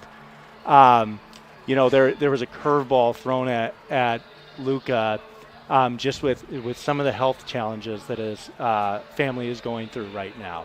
And to be able to bring him here and his whole family here, and, at the beginning game, the players were coming over, giving him high fives. The coaches came over, gave him high fives. The referees were having That's awesome. Pictures with him. Fantastic experience. And we're going to give our listeners some more information about how to get in touch with the Greater Des Moines Catholic Football League. But you have established a financial assistance application and review committee to ensure that all the kids have an opportunity to play regardless of their financial situation. And that'll be our closing discussion. Yeah. How that got started. Yeah. So, There is a need for that. Every year I get reached out to from families, for one reason or another, and our cost to play is around $250 for the tackle program, and sometimes there's a need for that, and we don't want any family not playing football because of that. So we have a way to sponsor those families. We have an application set up now, so it's a little bit more formalized moving forward, but that is available. And it was shared, and we did leverage that this year for several families. And the website for all this information, I'm guessing, is all on the website, dmcatholicfootball.com. Again, that's dmcatholicfootball.com. Folks can do that. And let's talk about your board. You're the president, Garrett. I don't know if it was a unanimous vote. Don't really care, but you're here tonight. And Jepson's not. He's probably getting ready for Grandview football tomorrow against Benedictine. But Tyler Miklo and Gabe Mitchell are the vice presidents, and Greg Clausen, the treasurer, and some guy named Jay Rickey, who keeps the scoreboard during basketball all season long at Dowling for the varsity games. He is your secretary. So you got a so group there. I'd give them an A+. It's a great crew of guys. I mean, I wouldn't be able to do this by myself, and those guys help out so much. Everybody takes a little piece of this, and it's definitely a group effort, and It's awesome. Even though Jepson's retired, he's like an emeritus, Correct. something like that. He's still here in the background. I have him on speed dial. Dial. I called him today, and I'm like, hey, how much are we paying referees? I have no idea. So, no, him and I are in regular contact. Well, Garrett, we appreciate you taking time talking about the Greater Des Moines Catholic Football League. It has been a big part of the Dowling program, and the baton has been handed off to you. I've got to visit with many presidents in the 40-some years that I've done this, and this is the backbone of a program, and it's the Greater Des Moines Catholic Football League. Thank you for taking time here on Iowa Catholic Radio and CISN on our video side. And if any closing thoughts you want to give our listeners? No, just appreciate you having me. It's a great thing. I love doing this for the kids. I love the support that we get from the high school with it too. I mean, Coach Wilson's always there to help us out with anything. Colleen Webb, always there to help us out with anything we need. Tyler Miklo up at Dowling too. I mean, we have a great support, great crew of people putting work into this, and it's just awesome to see everybody come together and this look like it does today. And tomorrow is opening day for the Greater Des Moines Catholic Football League at the Dowling Field early in the morning. You'll be there with opening comments and the national anthem by the young lady who does such a great job, Dawson Hinker, tomorrow morning. So best of luck. Have a safe season. Have a great season. And thanks for sharing it with us. Yep. Thanks, Mark. All right. Garrett Hill joined us here at halftime. We're going to take a break, come back, start of the second half.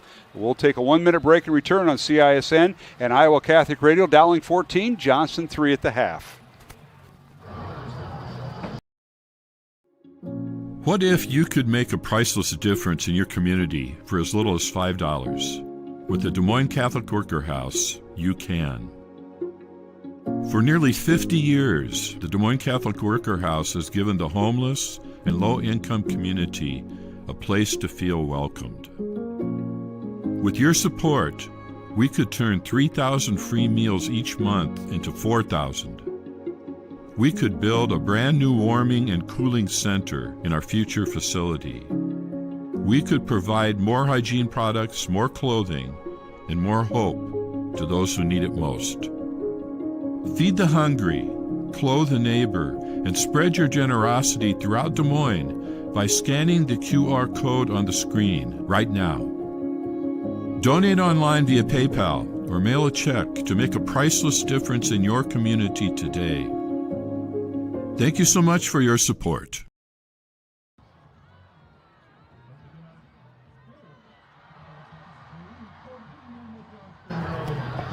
All right, Roman Wilcom, our studio producer, back at Iowa Catholic Radio, playing the great tunes. I love it.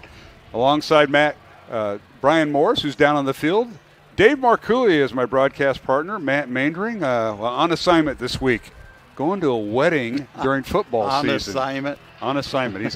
He's out east, I'll just say, at a wedding. And Brian Morris, as we bring you in to start the second half, who schedules weddings? Oh, wait a second. My anniversary is coming up on the 16th, so I guess I scheduled my wedding almost 20 years ago. So that can happen. Mine's on the 28th of September, if I remember right. How did you get out of that? Brian Morris, you there? Ooh, we may have lost Brian. Guess who I just got a text from? Mary Pick. Yeah, I saw her last week, matter of fact. As we're kicking off, Johnston will kick off, high end over end kick, and it'll be returned by Dowling, and that is Jeffrey Roberts from the goal line, across the 15, 20, and spins out of a tackle, 25, still on his feet, 30, down the near sideline, 40, at midfield, down the near sideline, still on his feet, and finally run out of bounds inside the 25 of Johnston. What a return by Jeffrey Roberts, and we're going to give him a 74-yard return from the goal line. How about that, Dave Marcouli? He's so talented, and he's got so much speed. Obviously, this is the second time we've got the honor to see him, but he's quite a receiver. Going to Iowa State next year. Yes, he is. And there's a big game in Ames tomorrow, I think. We'll have to talk a little about that. I'm not sure. But as you can tell, if you're watching, this all is coming back. The 74-yard kickoff return, penalty on Dowling, and this will bring them back. And Brian Morris, are you with us now? Yeah, I'm here, guys. There you go. I'm sorry. I was trying to talk, and I don't know if what was going on there. But, yeah, I think they got a block in the back on Dowling. So the Maroons will start 1st and 10 from their own 23 on the block in the back. Dowling leading 14-3. We'll go down to Brian here, get his thoughts after halftime. Appreciate Garrett Hill from the Greater Des Moines Catholic Football League joining us at halftime. Dowling with the first down from their own 23-yard line. Handoff Middleton. He's in the secondary. Now it's another foot race at midfield. And Ian brought down at the 35 of Johnston. And that was a touchdown-saving tackle by the Dragons as Isaiah Thompson caught him from behind. He went through the A gap right behind the center, Kate Kraus and Josh Miller, the left guard. Great run. 1st and 10 Dowling at the Johnston 34. Now penalty flags down on a first down play. You know, this is a challenge now that we have the lights on in the press box and everything reflects, so it's kind of hard to see the field. Now you want us to turn the lights off. We turned the light on for you. And now a penalty against Dowling will move it back 5 yards to the 39. Middleton's run was for 43 yards. First down Maroons, but then the penalty against Dowling makes it 1st and 15 from the Johnston 39. Coach is not going to like these penalties. Oh, that is never good. Nahas at quarterback, 3 receivers right. Middleton gets the handoff. Right up the middle he goes. Makes a move inside the 30. Still on his feet, 20. Inside the 10. And out of bounds at the 8-yard line. 1st and goal Dowling and Middleton on a 31-yard run. Yeah, Mark, it looked like the same play. If it works once, why not run it again? And then he put a little juke step on and popped it outside. And a beautiful run by him. He's got such quick feet. Yeah, he took Jarrett Beatty, who had the interception earlier tonight, put the move on him, and Allen Maroons put the ball on the ground. They get it down to the 5-yard line, gain of 3, and it'll bring up 2nd and goal on the 5. As Dowling keeps the ball on the ground, Middleton with the carry. Nahas at quarterback. Got 2 receivers to the right. That is Drexler at number 1, and number 3 is Roberts. Handoff Middleton left side. And waiting for his lineman, bowls his way, runs into a semi-wall. Touchdown Dowling and Ian Middleton from 5 yards out. And that's a typical Ian Middleton run. He just pauses and waits for the lineman to get their blocks. Then he reads it, and he'll take it in from there. And here's a replay on Iowa Catholic Radio and CISN. Picked the hole, found Quinn Schulte right up the middle. Now the extra point by Ryan Kuhn coming up. Quinn Smallblock. Excuse me. Jack McLaughlin will want to get that name right. Jack McLaughlin, the long snapper. Owen McConville, the hole, ball down, and Ryan Kuhn's extra point is good. Dowling extends its lead at 21-3 over Johnston. Ian Middleton with his 3rd touchdown of the night. We'll take a break with 10:37 to go, 3rd quarter. A timeout on the field. We'll return with the kickoff. Dowling 21, Johnston 3 on Iowa Catholic Radio and CISN. Ever have one of those awkward moments when a business disappointed you? You got ripped off? Didn't get what you expected? The Better Business Bureau can help you avoid these uncomfortable situations. BBB accredited businesses are honest, ethical, and reviewed annually by the BBB. Don't experience another awkward moment with a bad business. Trust the ones that operate with integrity. Look for the BBB seal. It's the sign of a better business. And find a better business anytime at bbb.org. Employee pricing plus extra DeArmond discounts at DeArmond Ford. New 2024 F-150s with over $20,000 off. Get a new Ford Bronco with $9,000 off plus 3.9% for 72 months. New Bronco Sports on sale for $37,990 plus 3.9% for 72 months. And new Super Duties with $10,000 off. Extra discounts on top of employee pricing. Only at DeArmond Ford, Indianola. All right, here's the kickoff by Dowling and the return by Johnston up to the 30-yard line. Dragons will have their first offensive series of the second half. 10:31 remaining here in the 3rd quarter. Dowling has extended its lead over Johnston by the score of 21-3 with Ian Middleton's 3rd touchdown run of 5 yards on that last drive that went 77 yards on 5 plays as we go down to our Jenny Farrell sideline report. Brian Morris, 5 plays, 77 yards. Keep in mind, Drexler returned the kickoff in that same neighborhood, but it was all called back when the Maroons found a way to get in. Yeah, it was all Ian Middleton. I think what Johnston came out is trying to put 2 guys on Drexler, 2 guys on Sam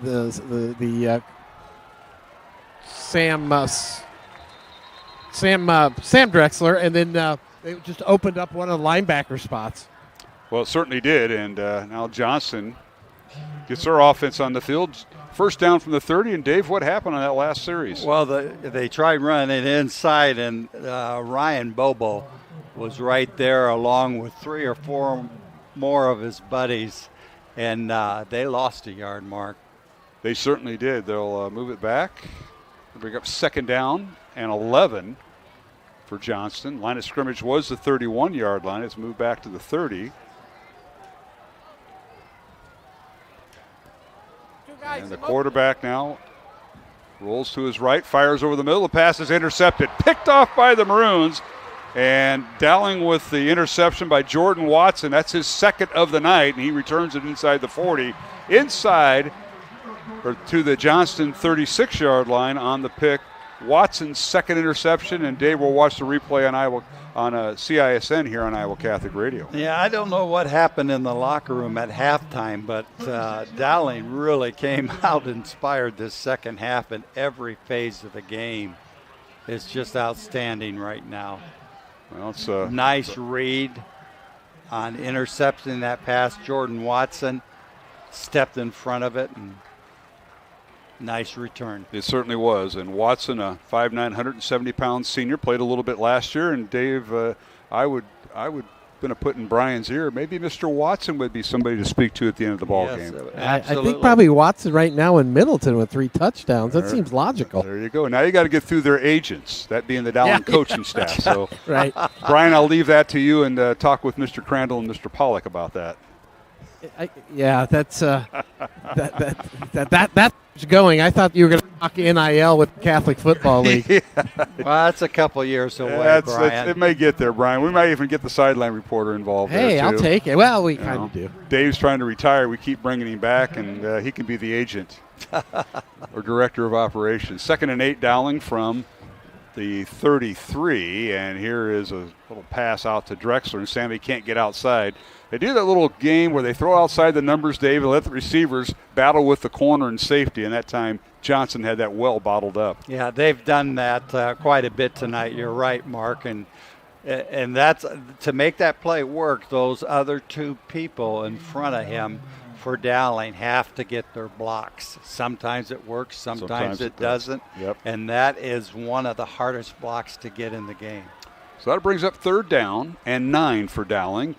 Game clock at 8.5 minutes to go, 3rd quarter. Dowling 21, Johnston 3.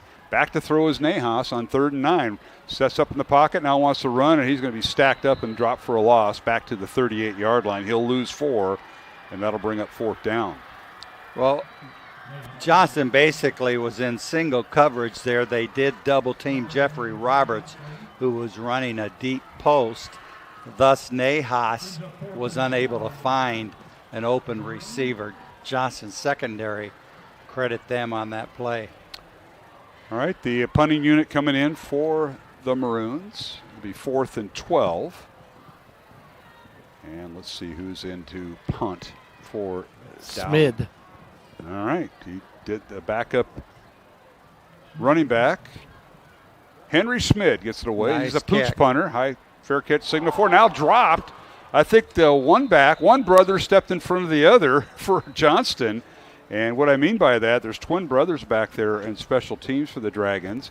And it was Jeremiah Armstrong, the senior, stepped in front of his twin brother Elijah and deflected the ball. But fortunately for Johnston, he fell on it right at the 15-yard line, which is where Johnston will have the football. I think that was Preston Hoffbauer for Dowling, who almost came up with the fumble. Nonetheless, 1st and 10 Johnston from their own 15-yard line. They'll have the ball for the second time here in the second half. Let's go down to our Jenny Farrell sideline report with Brian Morris. And Brian, take it away. You know, the discussion up there earlier, Dave was kind of talking about the not seeing the field and the lighting, and I don't remember Mandering doing any of that. Mr. Mainry does not do that. No, come on, Dave. So we got the light switch turned on for the whole area to be lit up. The lights were off the first half. Yeah, well, I gave him my lamp, and he was using that. Now he's complaining about the glare. So I don't know what to do, Brian. You want to help out if you can? You know, he's just up there calling the game. We do appreciate Dave coming out of retirement tonight. Absolutely, yes. So, Margaret's at home listening. No, she's not. No, she's not. I'm telling you right now, she's somewhere else. She's probably watching old movies of Andy Griffith. And I wouldn't admit that on the air. Ball is second down and 6 for Johnston, back at the 24. As we get back to action here, we're going to call it the 25. Dragons now, they've had Greider at quarterback. He's the backup, as the starter was hurt last week. And that being Trevor Helming. We haven't seen him tonight. Greider back to throw, fires out, pass is overthrown, incomplete, and boy, really left his receiver out to dry there. Dave has put him up in the air, and ouch, and he took a lick that time. That's Evan Gosling, the outstanding tight end, and Leo Pagano. Put a lot of pressure. Leo put a lot of pressure on the quarterback and really forced him to throw that ball. It'll bring up 3rd and 6 for Johnston at their own 24, but Gosling is down, and that is not a good sign. We're going to take a 1-minute break. 1-minute break. 6:43 to go here in the third quarter. Dowling 21, Johnston 3, here on Catholic Football League night on Iowa Catholic Radio and CISN.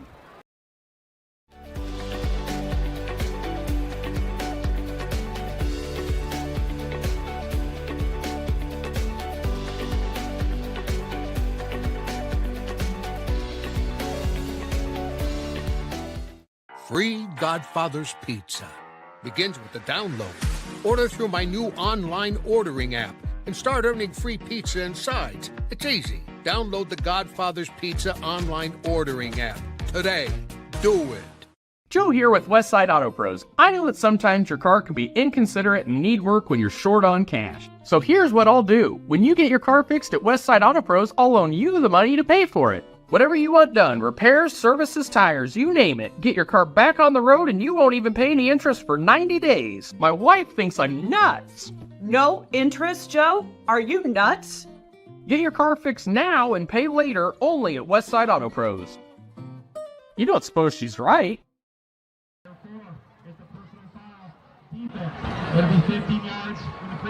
Valley Stadium in week number 2 on Iowa Catholic Radio and CISN. Valley Stadium in West Des Moines. Mark Amadale, Matt Mainring not here tonight. Dave Marcouli is. And on that play, Gosling got shaken up, but a penalty on Dowling.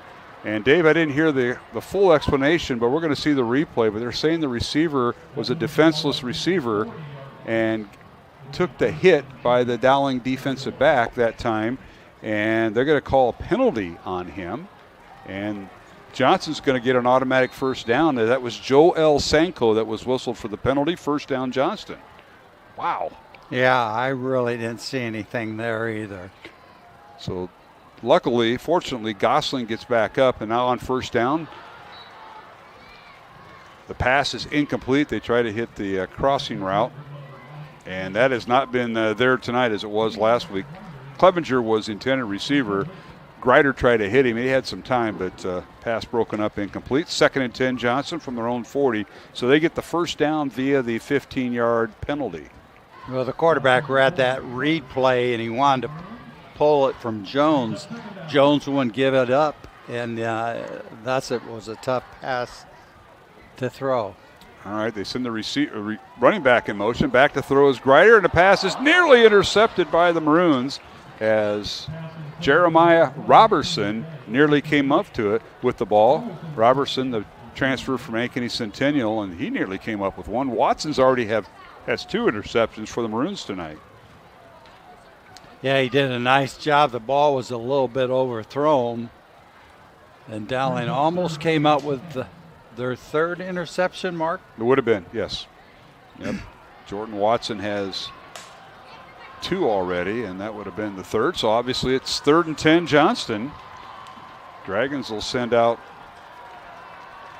2 receivers right. Back to throw is Greider. Now wants to run. He's hit in the backfield, and now he's hit and dropped back at the 36-yard line.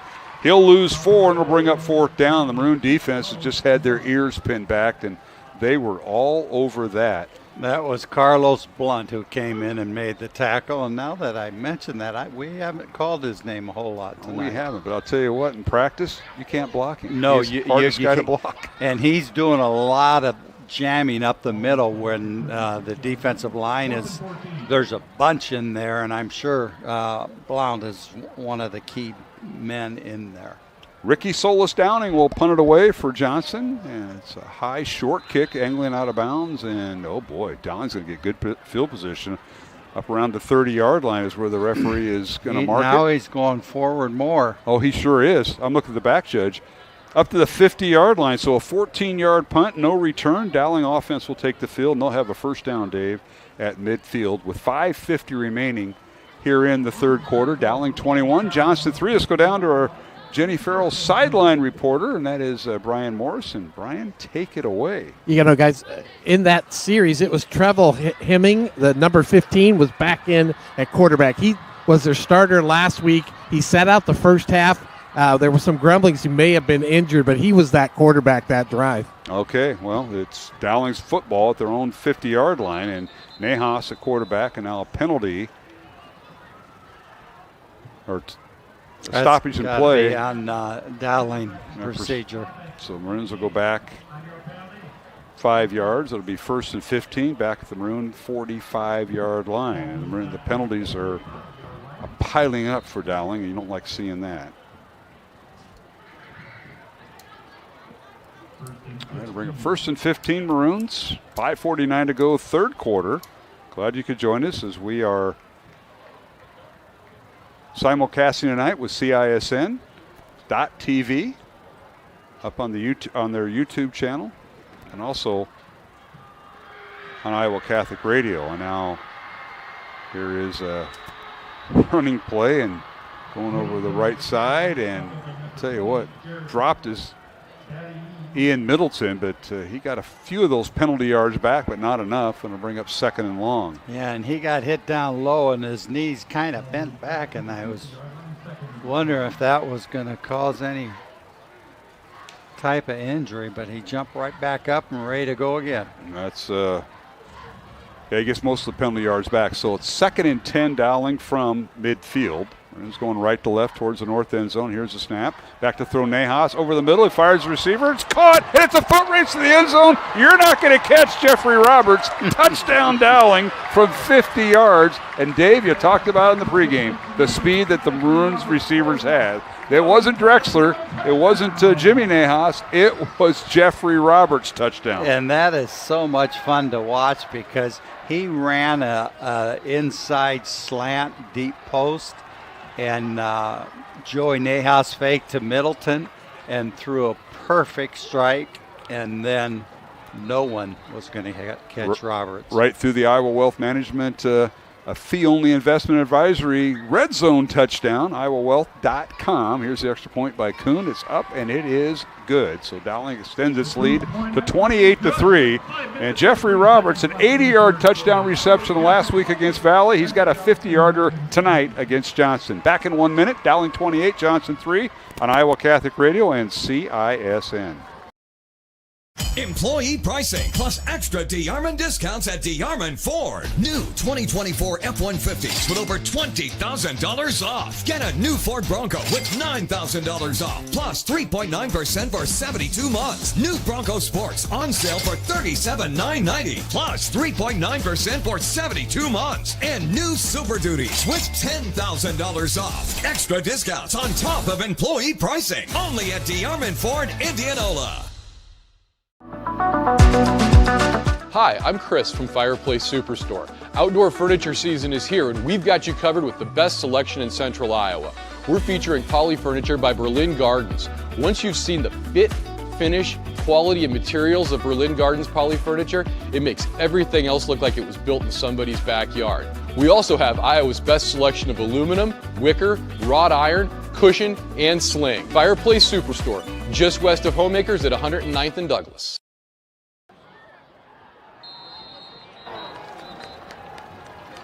And we're back here at Valley Stadium in West Des Moines. The kickoff by Dowling, returned.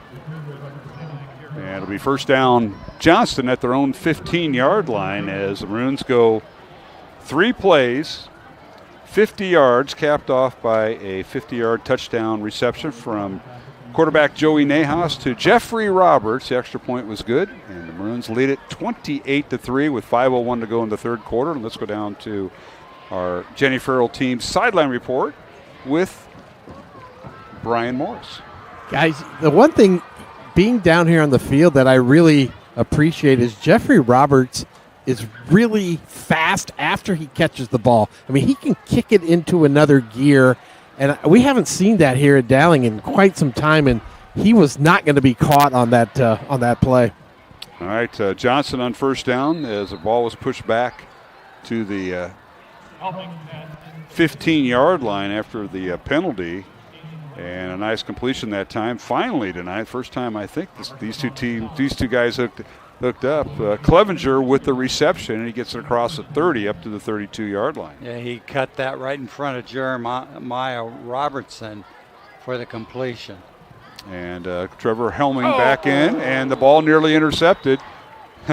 Joel Sanko almost had a pick as Helming, as Brian mentioned, came back in. He was questionable all week and didn't practice much, but he didn't get the start tonight. But Helming, his pass falls harmlessly incomplete, but Joel almost had a pick. Yeah, he throws a nice ball, and he throws it fast.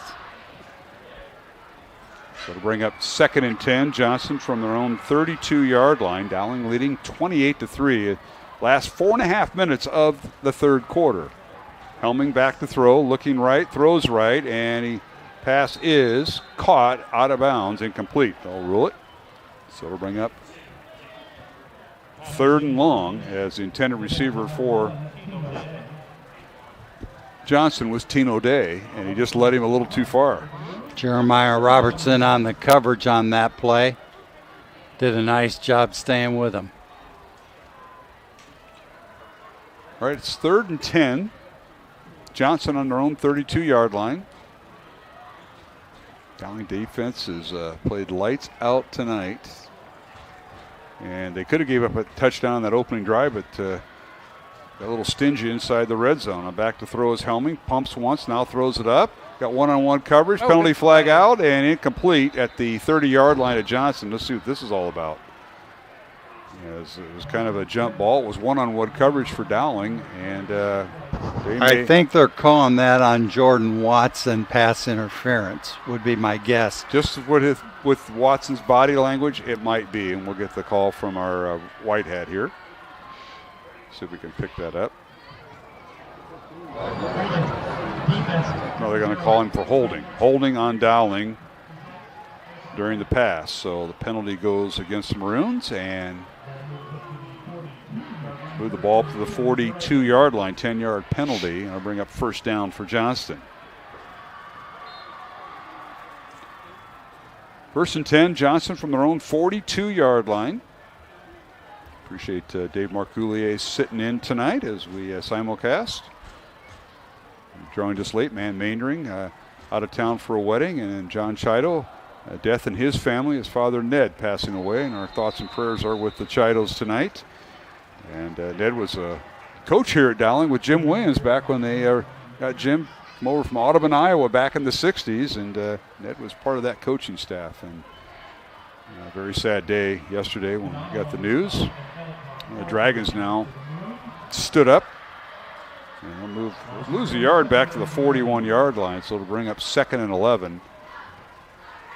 Again, that's the interior of the Dowling defensive line. Those 4 guys are playing a heck of a game. Yes, they are. Back to throw is Helming, fires it out, and it's caught by Jones, Emory Jones, and he's finally wrestled down shy of midfield and shy of the first down. They're going to spot him at the 47, gain of 6. You know, that Ryan Bobo has an engine that just doesn't shut off. He ran all the way from the backside over to make that tackle. He's a fun man to watch. Hey, Brian Morris, were you doing one-on-one drills with him in the preseason, you and Bobo? You know, Dave, you're right. I mean, last year I remember him and Ian Middleton. I said those guys just do not quit, and Bobo has really shown that tonight. Ian has 3 touchdowns, so good night from the returning starters. 3rd and 5 from the 47. Helming sets up, fires over the middle. Pass is caught. First down, Johnston. Beautiful pass right over the middle. And that's Jaden Hauser, one of the many wide receivers that Coach Brian Woodley has, picking up the first down at the Dowling 41. The quarterback for Johnston did a great job of getting that ball off because, once again, Ryan Bobo was tackling him as he threw the ball. 13-yard catch by Hauser, and Trevor Helming hooking up with him. 1st and 10, Dragons in Dowling territory at the Maroon 41. Helming back to throw in the middle, sets up, fires over the middle, and the pass is caught. Touchdown. Beautiful catch that time by Tino Day. That'll go for 41 yards, and the Dragons have their first touchdown of the night in Tino Day. Well, he got behind Jordan Watson there, and then it was a nicely thrown ball for the touchdown for Johnston. There's a flag, guys. It was taunting by the wide receiver from Johnston, so I don't know what that means, if that's just they do just on the kickoff. It will. I think it's on the kickoff. I don't think they're going to do it on the extra point. So with 2:33 to go here in the third quarter, Johnston and Tino Day hook up for a touchdown from quarterback Trevin Helming. Trevin did not start tonight. He was injured in last week's game, and now the officials are going to make sure everybody knows when the penalty will be assessed. Maybe there's a choice here. Come on, Dave. Remember the old, you remember some of the rules? I don't know why there'd be a choice in a situation like this.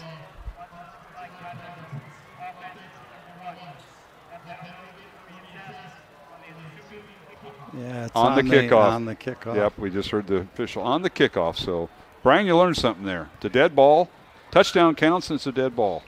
Yeah, I think he was asking Coach if he did want it on the extra point, but Coach wanted it on the kickoff. So now the extra point by Johnston. And the ball is down, and the kick is up and good by Ricky Solis Downing on the hold from Philip Waters, and the snap by Isaiah Thompson. So with 2:33 to go here in the third quarter, it's Dowling 28, Johnston 10. Back to Valley Stadium in 1 minute along the Iowa Catholic Radio Network and CISN. You want to get stronger, faster, healthier. You want more. You want to be part of something bigger than yourself. A place for people of all ages, all walks of life, that provides opportunities for all to succeed. We do that. We're the why. Build more than muscle. Build a stronger community.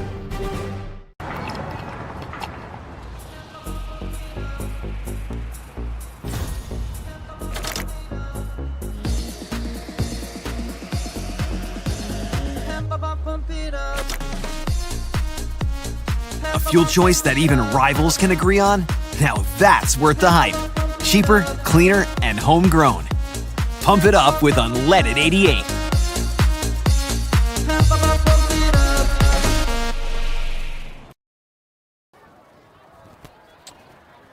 All right, we're back here on Iowa Catholic Radio and CISN. Mark Amadale alongside Dave Marcoulier, Brian Morris on the sideline.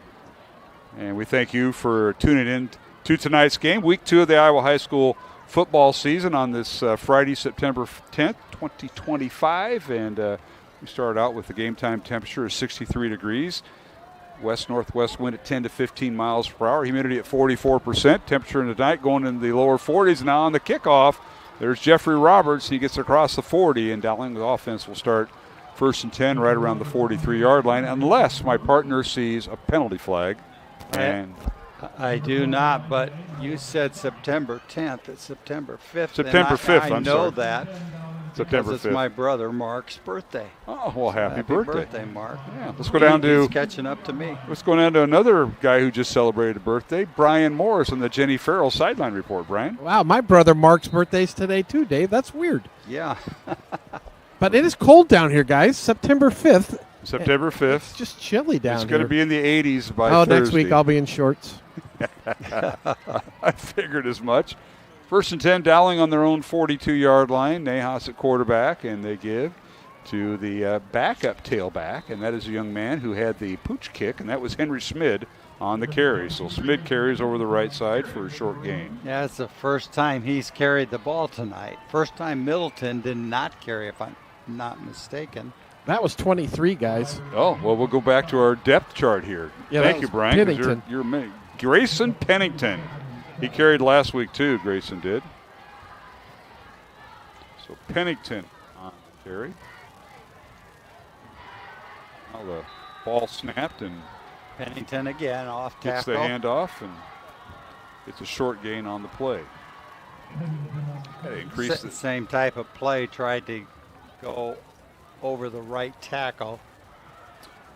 Grayson wears number 23. He's a 5'11", 175-pound sophomore back there. Smid is also a sophomore, so the two sophomores are behind in Middleton. It's 3rd and 6 Dowling from their own 46. They'll lose a yard in that last play. Two receivers left, one to the right. Back to throw is Nahas. Pocket collapse, and Nahas goes down back at the 40-yard line. He'll lose a yard, and the Maroons will be forced to punt with 65 seconds on the game clock here in the third quarter, and it continues to run. I don't know if that was a design quarterback type draw or a heck of a rush by the defensive line of Johnston. But either way, loss of about a yard brings up 4th down. A couple updated scores. Appreciate that. Waukee Northwest leading Valley 27-17. And that's also another game, Southeast Polk. Liberty, Iowa City Liberty leading Southeast Polk. Here's a punt by Dowling. Muffed by Johnston, and I think Dowling's got it, and they do. Loose ball, and the Maroons come away with it. We'll look back on the replay, but Dowling on special teams covering number 17. And that is Gabe Lawson, the junior, backup safety on the recovery, and Dowling will have a first down inside the 20. Wow. Bounced off the Johnston man and a couple others. Well, Lawson comes up with it, and Brian Morris, that's the second time that something like that has happened. Johnston fell on the ball last time when the punt returners, the brothers, nearly had it taken away from him, and that being the Armstrong brothers. This time, they did muff it and fumble it. Yeah, they've struggled a little bit on the punt return tonight, guys, which is good for the Maroons. First down Dowling with 22 seconds remaining in the third quarter. 28-10 Maroons, and we got a penalty flag going against Dowling. Another procedure call, and those are those unenforced errors. They call that sometimes an unforced error, mental error. Right. I tell you what, with the ball on the 20-yard line where it was, I could see Dowling going right to the end zone on that last play. Well, they'll have to go 5 more yards. Then they hand it off to Middleton, and he gets back to the line, and he's corralled there. Nice job by the Johnston defensive line. That might be the final play of the third quarter as Middleton gains a yard to the 24-yard line. Maroons are going to let the clock run out. So we've come to the end of the third quarter here at Valley Stadium in West Des Moines. Our score, Dowling 28, Johnston 10, alongside Dave Marcoullier tonight. I'm Mark Hamadale. Brian Morris on the Dowling sideline. We'll return with the fourth quarter in 1 minute along the Iowa Catholic Radio Network and CISN. What if you could make a priceless difference in your community for as little as $5? With the Des Moines Catholic Worker House, you can. For nearly 50 years, the Des Moines Catholic Worker House has given the homeless and low-income community a place to feel welcomed. With your support, we could turn 3,000 free meals each month into 4,000. We could build a brand new warming and cooling center in our future facility. We could provide more hygiene products, more clothing, and more hope to those who need it most. Feed the hungry, clothe a neighbor, and spread your generosity throughout Des Moines by scanning the QR code on the screen right now. Donate online via PayPal or mail a check to make a priceless difference in your community today. Thank you so much for your support.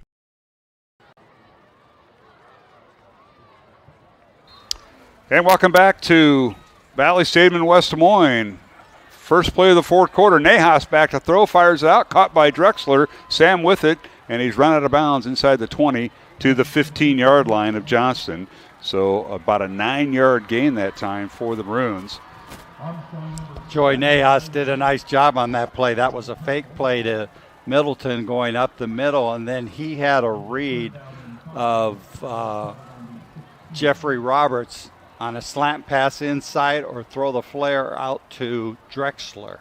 And Drexler with the catch for 8 yards. So it's 3rd and 5 now for the Maroons. They had some negative yardage to overcome, and now here's a handoff, and they get it to Middleton. They take away the outside, and Middleton gets down to the 15 for a gain of 1 to bring up 4th down for Dowling Catholic. It'll be at the 15-yard line of Johnston as we're underway in the fourth quarter. Some scores to update you on. Ankeny Centennial leading Linn-Mar of Marion 35-10 in Ankeny tonight. Iowa City Liberty leading Southeast Polk 31-0 in the second half. Yes, that is right, 31-0 Liberty shutting out the 4-time defending champs at the Southeast Polk home field. And Waukee Northwest leading Valley 20-10 at halftime. And now Dowling will attempt a 32-yard field goal. Ball is down, kick is high enough, and it is no good, off to the left by Ryan Kuhn. So Maroons' field goal attempt is no good. So that'll stop the clock with 11:10 to go here in the fourth quarter. Maroons lead it 28-10. Let's go down to our Jenny Farrell sideline reporter. That is Brian Morris. Brian, come on in. Yeah, it looked like a good kick going over, but I think it just went off to the left, guys. But again, the Maroons, that penalty, that's about the 3rd time in this second half that they've started a drive with that 5-yard procedure penalty, which always is just putting them behind the chains. Absolutely. We thank Brian with our Jenny Farrell sideline report. As proud Dowling Catholic alums, the Jenny Farrell team at RE/MAX Concepts has been helping generations of Dowling Catholic families with their real estate investments for almost 30 years. Learn more by calling Jenny at 515-779-7500. Brian, I'm giving your phone number next, don't worry.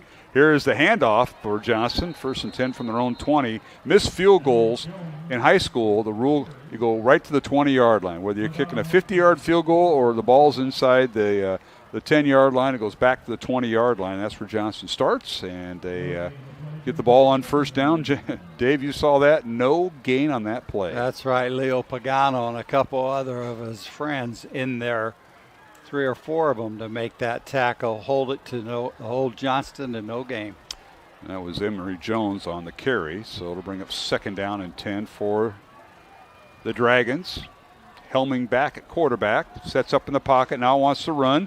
Still on his feet, and he's driven down from behind and gains a yard up to the 21-yard line as he falls forward.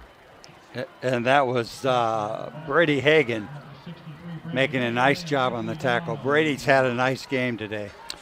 Yeah, I think he is an improvement from game to game. Again, Yes. Offensive line last year, and Dave, you haven't seen too many of that. You start your career as a sophomore or junior as an offensive lineman, switched over to the defense. The Dowling coach has talked to him about that, and he's played his 2nd game tonight as a defensive lineman. Yeah, if I'm not mistaken, Brady Hagan's the 3rd Hagan in the family. They're all wrestlers. Yes, they are. Defensive lineman's a great spot for him. All right, here's 3rd and 9. Johnston helming back to throw, overthrows his intended receiver, incomplete. And that was Clevenger, the intended receiver. Well defended by the Dowling defense. Jeremiah Robertson on coverage. Are there any more Hagans? There are not, I have been told. Their dad, Rod, is part of the 8th grade football staff. And my grandson is playing on that team, Alex. Well, talk to Coach Rod about it. Has he got any more kids down the pipeline? You know what? I should get to him. Hudson Curtin is playing receiver, I believe, with 8th grade. They start their first game Tuesday night. Okay. The 8th graders do, yeah. Yes. That is correct. All right, we got a stoppage of play, 4th and 9, and timeout. We'll take it with them. 9:43 to go, fourth quarter. And it's Dowling leading Johnston 28-10 here in the fourth quarter on Iowa Catholic Radio and CISN.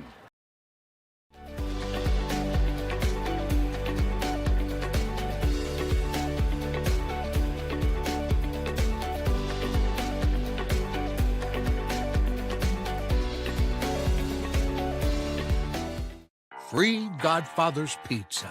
Begins with the download. Order through my new online ordering app and start earning free pizza and sides. It's easy. Download the Godfather's Pizza online ordering app today.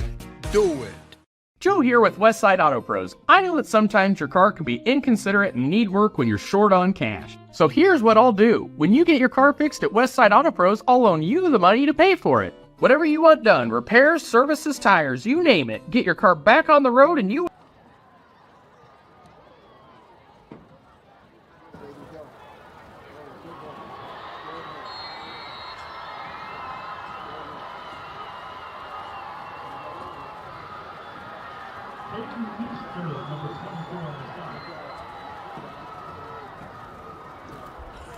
All right, Roman Wilkham, our studio producer on Iowa Catholic Radio, playing that great oldie tunes. Dave, you remember some of that music? Yeah, Wow. I heard that last week, and that's impressive, Mark. You just asked, and we got some magical people back there. The Wilkham family, very talented. Roman's dad, Matt, who is one of the directors at Iowa Catholic Radio, found some old music, and we got some bumper music. I know Joe Stacy was happy about that during baseball, softball. Johnston punts it away. Dowling takes over at their own 46-yard line. Joey Nahas at quarterback hands it off to Ian Middleton. Spins out of a tackle at midfield. Penalty flag down, and Ian down shy of the first down at the 45 at Johnston. Let's see what this is all about. I'm afraid that's going to be holding on Dowling and bring that back. But, boy, Middleton made a heck of a run. Ran off tackle and then did a spin move to make it outside. So that'll negate the 9-yard run by Ian Middleton. That'll move the ball back. And Brian Morris, we bring him in on our Jenny Farrell team sideline report. Way too many penalties tonight for the Maroons. Yeah, it really has. They played a fairly clean first, guys. It seems coming out of this locker room, there's just not as much energy in the crowd with the team. And, again, I think when you get up by 28-3, and it just causes that a little bit to happen. But the penalties in this second half have been a lot, and especially on first down. It's crazy. The first 3 series were outstanding. Then after that, it's gone downhill a little bit. Now back to throw is Nahas on 1st and 19. Airs it out, fires downfield to Sammy Drexler, incomplete, and well covered that time in the secondary by Johnston as they had him well defended by Elijah Armstrong. Elijah also plays offense. He and his twin brother, some of the offensive receivers and backs. Stops the clock with 9:07 left to go in the fourth quarter.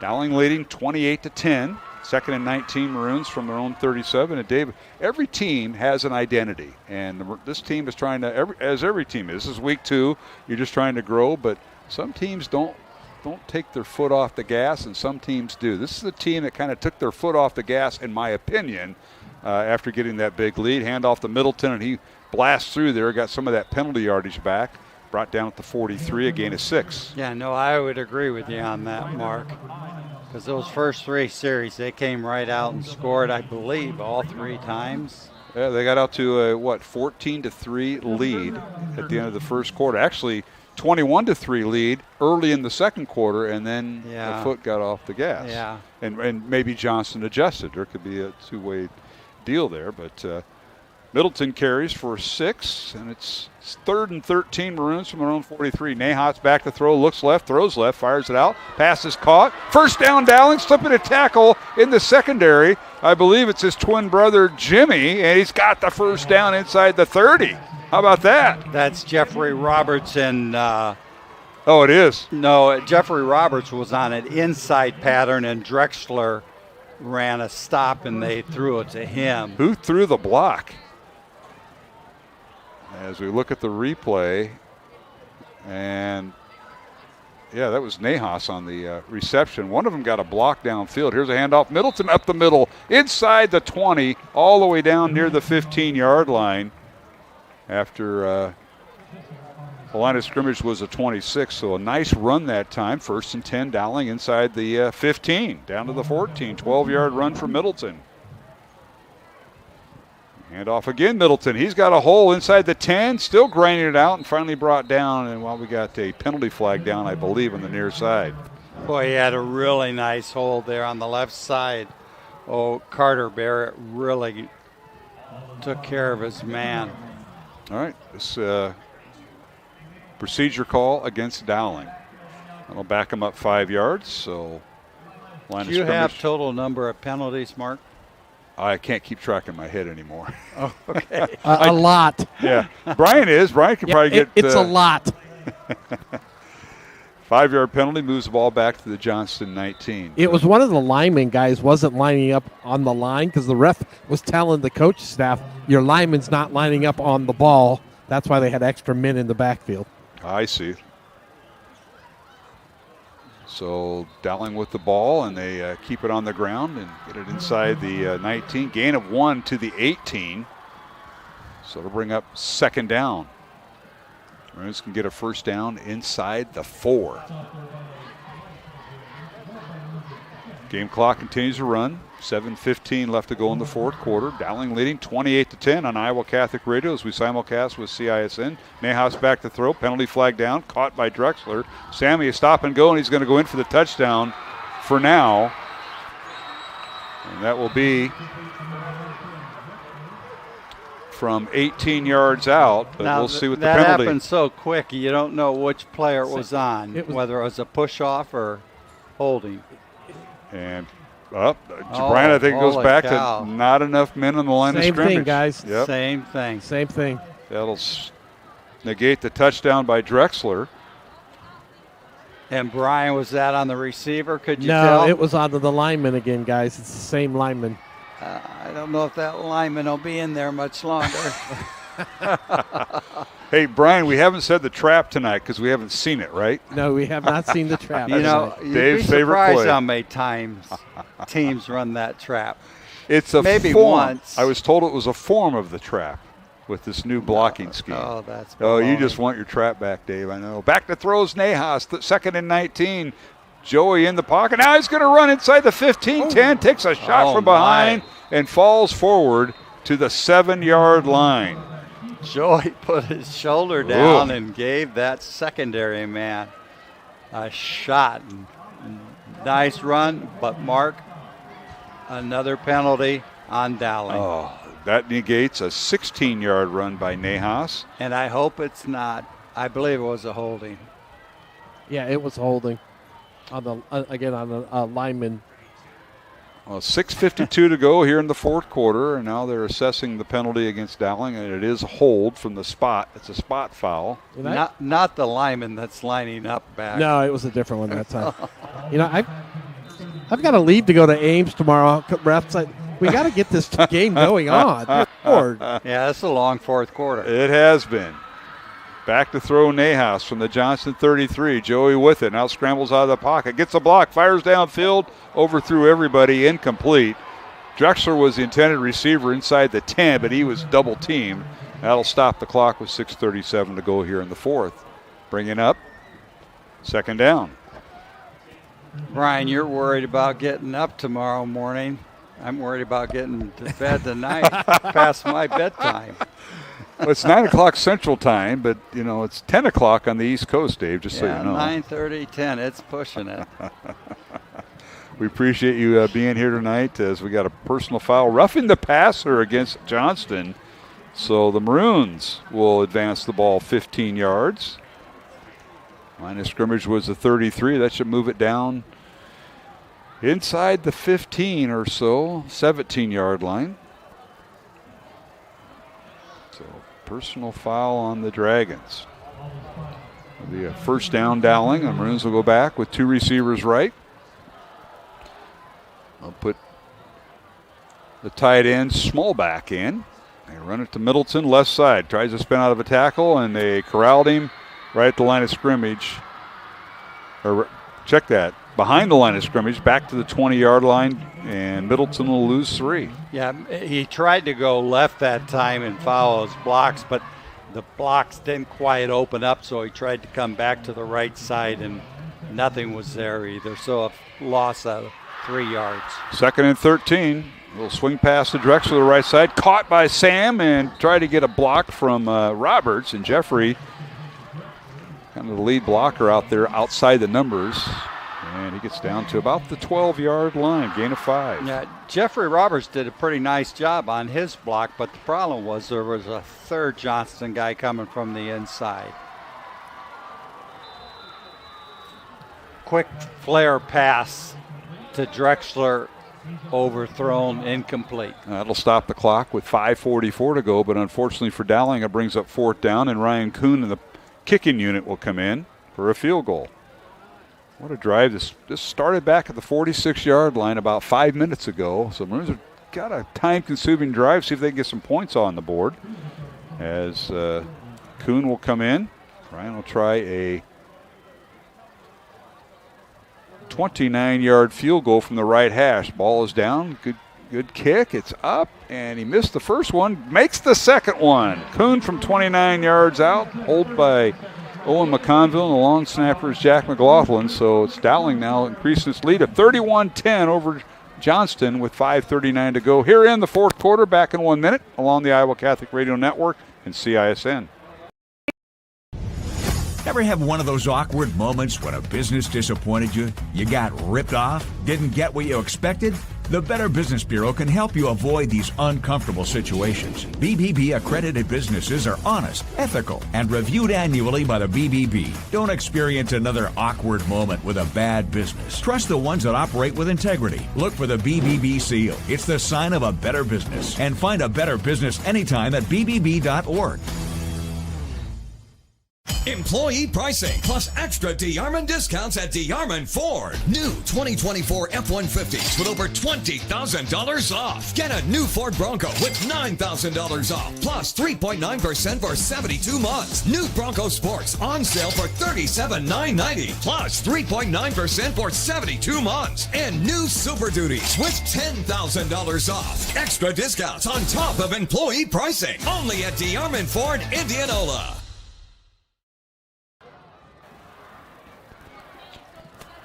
Some of the things we say and discuss between breaks. Here's a kickoff by Dowling on the return for Johnston. Not a bad return this time, as across the 30, across midfield, as scampering down the sideline is Armstrong. That's Jeremiah Armstrong on the return. First down, Johnston inside the 50-yard line alongside Dave Marcoulier. I'm Mark Amadale. Brian Morris on the sideline. He's handling the Jenny Farrell sideline report.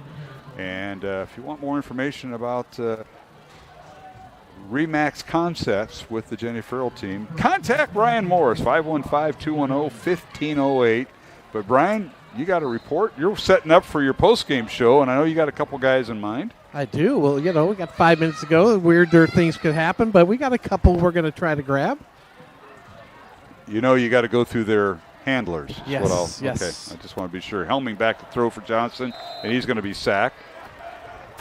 I mean, if this game was have been quicker, I'd have maybe grabbed one more guy, but I got to be up and going to Ames early tomorrow. You got Marcoulier wanting to go to bed now, and we took him out of his Friday night ritual, which is that watching Gunsmoke with Margaret or what? Actually, I watch you guys. Oh, do you? Okay. Yeah, I sync it. And oh, you try to sync it with? Oh, I don't try. I do. Oh, you do? Okay, you're an IT guy. I know. There's a pass caught, little screen pass set up. Dowling had that well-read Pagano all over that as he wrapped up the receiver for Johnston, and that was a great move by Pagano there. And I believe, who else is back there? A nice job on the coverage. Jackson Miller, I should say. I have about 50-60 temperature gauge on whether I come to the game or.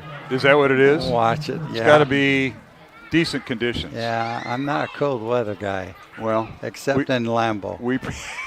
And you go up there when it's nice. I know that. You go up there in I do. September and maybe October. I don't. Is it ever nice? He never goes up in November and December, Brian. Back to throw is Helming, looks near side, and a pass incomplete. Tino Day, the intended receiver. No, it doesn't do that. Because the playoffs are wrapped up by then. They're playoff, and they play their subs. Well, Dave, we appreciate getting you out of retirement. I know last week you came out and you were on the sideline. I was on the sideline. It's funny you said that. You were with the priests on the sideline in Dowling Valley, but you were behind the priests. They wouldn't let you in front of them. You got to earn your way. No, I stayed back there, but Dr. Deegan and I came out for the game, and both of us were down there. We had a good time. That's great. You mentioned Mary Pick. I saw her at the store last week, and her and her husband shopping. I'm surprised you're in town. Former athletic secretary at Dowling. Here's a pass caught by Jaden Hauser, and he's wrestled out of bounds inside the 40 down to the Dowling 39. Nice play that time. Another name from the past that I heard from was Dan Malloy, longtime counselor at Dowling. He reached out to you tonight. Yes. He wanted to help you. Does he need help building the house? I don't know. Is he doing the Habitat for Humanity? He did that for many years. I think he was out in Colorado.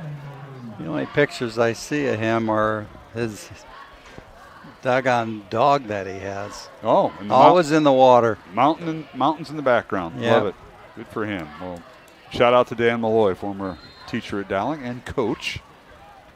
Hey, Brian, we're just going down memory lane here tonight. We bring Dave in. That's great. You know, I mean, the Maroons have kind of got this in hand right now. They've did what they were supposed to tonight. Had a nice bounce back game. Really is a good bounce back game for the Maroons. Yes, it is. Dowling, Johnston turns the ball over on downs. Dowling with the first down back at the 39-yard line. 3:44 remaining. Johnston has 3 timeouts remaining. Dowling 2. I don't think that'll be needed, as the Maroons are going to try to milk the clock between plays. And now we got to get the 2 deeps out of the way, Mr. Marcouli, and go to. Well, I have enough trouble with these starters trying to learn their names. That's the drawback of being retired. That's right. Well, Neha stays in. It's Joey. Jimmy, his twin brother, split out wide to the left, top of the screen, and we got a timeout. Dowling. Preston Hoffbauer in, and we'll take a 1-minute break. 3:10 to go here in the fourth quarter. Dowling 31, Johnston 10. Week number 2 of the Iowa high school football season, and we'll take a 1-minute break and return on Iowa Catholic Radio and CISN.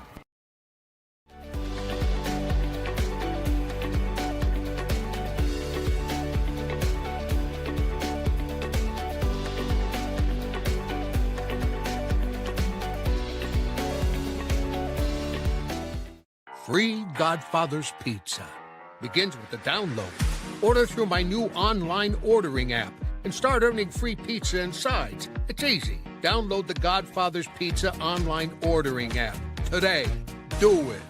Joe here with Westside Auto Pros. I know that sometimes your car can be inconsiderate and need work when you're short on cash. So here's what I'll do. When you get your car fixed at Westside Auto Pros, I'll loan you the money to pay for it. Whatever you want done, repairs, services, tires, you name it. Get your car back on the road and you won't even pay any interest for 90 days. Number 50 on this podcast, Stover for the Dragons.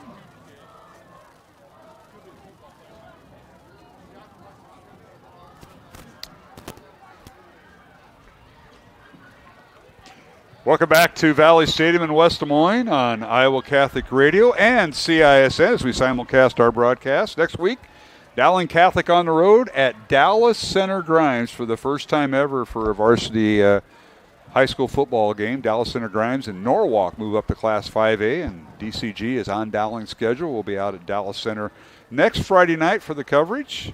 And the Maroons now going down their depth chart. Grayson Pennington in the ball game at tailback. And he gets the carry, and that'll bring up 4th down. It was 3rd and long there, and Pennington is tackled back for a 2-yard loss.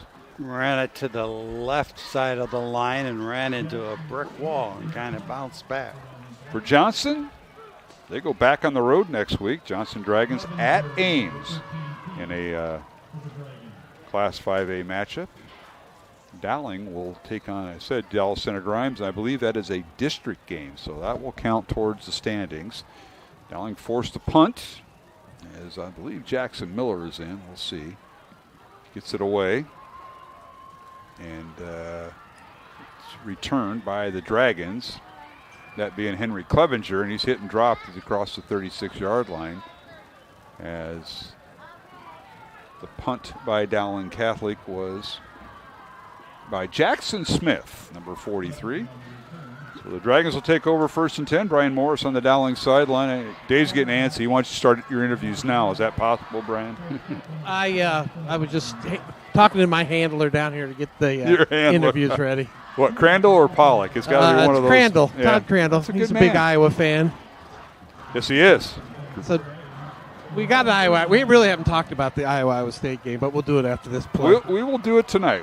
Everybody's want to know the predictions. Everybody knows mine. I know what yours is, and Dave will follow you. So now Over the head. Snapped over Helming's head and recovered by Johnston back inside the 30, back to the 25-yard line. Ouch. It's a big loss there. You know, the funny thing is I was looking at the rosters for Iowa and Iowa State last weekend when the games were on, and I think Dowling has one player on each, if I recall correctly. I think Nahas is on Iowa, and I think Carson Brown is on Iowa State's team. That is true. There isn't more? That was it. Jeez. Research project, Brian. And now spinning out of a tackle, now being gang tackled back inside the 15 is the Johnston tailback, and they're deep into their roster right now. I believe that was Carlos Blunt on the initial tackle. I was going to say the first tackle or the second? On the first one, about 10 yards in the backfield. 30 seconds remaining, and ball carrier is driven down back at the 15-yard line. I don't think Johnston's interested in snapping the ball. They're going to have to snap it. No, they won't. They're synchronized with the game clock, and they were going to snap it anyway. Helming out of the shotgun. Final play of the game, 31-10 Dowling. The Maroons will go to 1-1 of the season. Johnston's record will fall to 1-1 after their upset win last week over number 6 Waukee, 13-3. It's Dowling tonight. Dowling gets back on the winning race, snapping a 2-game losing streak. Lost both games to Valley, end of last year and the first game this year. Oh, that's right. And you just had to bring that up, didn't you? Well, that's your favorite week, Dave. I know you get a little extra pep in your step. Final score: Dowling 31, and Johnston 10. And I want to remind you, stay tuned for our post-game show. We will have interviews from the field. Brian Morris will catch up with a couple players that we have selected from Dowling to be on our post-game show if we can get through the folks. Sean Ingracia is our studio producer, is our actually press box producer here on the TV side. Kobe Gaines and Marion Bailey on the cameras for CISN. As final score, Dowling 31, Johnston 10. And we're going to take a 2-minute break. We'll come back and we'll visit, we'll hopefully have some game stats. We appreciate Jared Seifert, who handles that for us on Iowa Catholic Radio. And we'll have some post-game coverage here on Iowa Catholic Radio and CISN. Final score, Dowling 31, Johnston 10. Class 5A football, week number 2 in the books. And we'll return to Valley Stadium in West Des Moines after this 2-minute break along the Iowa Catholic Radio Network and CISN.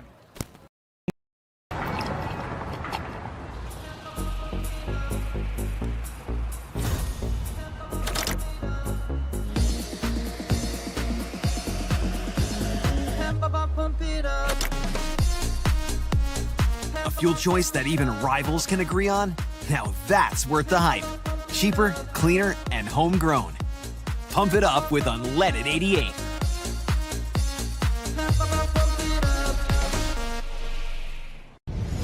Ever have one of those awkward moments when a business disappointed you? You got ripped off? Didn't get what you expected? The Better Business Bureau can help you avoid these uncomfortable situations. BBB accredited businesses are honest, ethical, and reviewed annually by the BBB. Don't experience another awkward moment with a bad business. Trust the ones that operate with integrity. Look for the BBB seal. It's the sign of a better business. And find a better business anytime at bbb.org. Western lets your UTV power through the storm. The Impact V Plow and Impact Straight Blade, with the features the pros demand. Custom tailored for your UTV. And to keep your work top-notch, rely on the Tornado UTV Hopper Spreader. Now that's a job well done. Western, more jobs done faster. Visit Truck Equipment Inc. today at truckequipmentinc.com. At Johnston in his 24th year at the helm of the Johnston Dragons, 28th year overall for Coach Woodley. as the Dragons go down tonight by the score of 31-10 for Coach Tom Wilson. Win number 301 at Dowling in his 33rd year overall, 21st year at Dowling. So that's some of the statistics behind the game. On CISN, you're seeing Coach Wilson talking to the Dowling team on the field, and we're going to get a couple players from that team there, Dave Marcoullier. But started strong, finished okay, but still a lot of work to do as the Maroons go to week 3, Dowling at DCG next week in Dallas Center, and Johnston heading up to Ames in their week number 3 battle. Well, yeah, if you look overall, I would have to say almost all areas of the game were improved tonight. Tackling was much better. Line play on both sides of the ball was very good. Linebackers did a great job. Secondary, 3 interceptions total, I believe. 2 interceptions.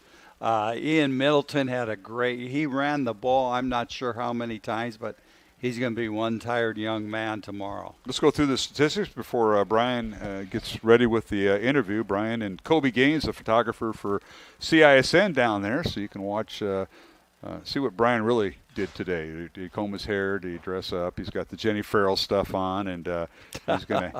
No, he's wearing Marquette tonight. Yeah. Oh, that's right. He is. He is wearing Marquette. He could have He could have took the company of all nights. He's got Marquette on. Let's go down to Brian as he has his first guest, and we want to welcome to the broadcast Jordan Watson. Had a pair of touchdowns, or a pair of interceptions. Didn't result in a touchdown, but big plays for the defense. Brian, you have Jordan Watson, the Dowling Catholic senior.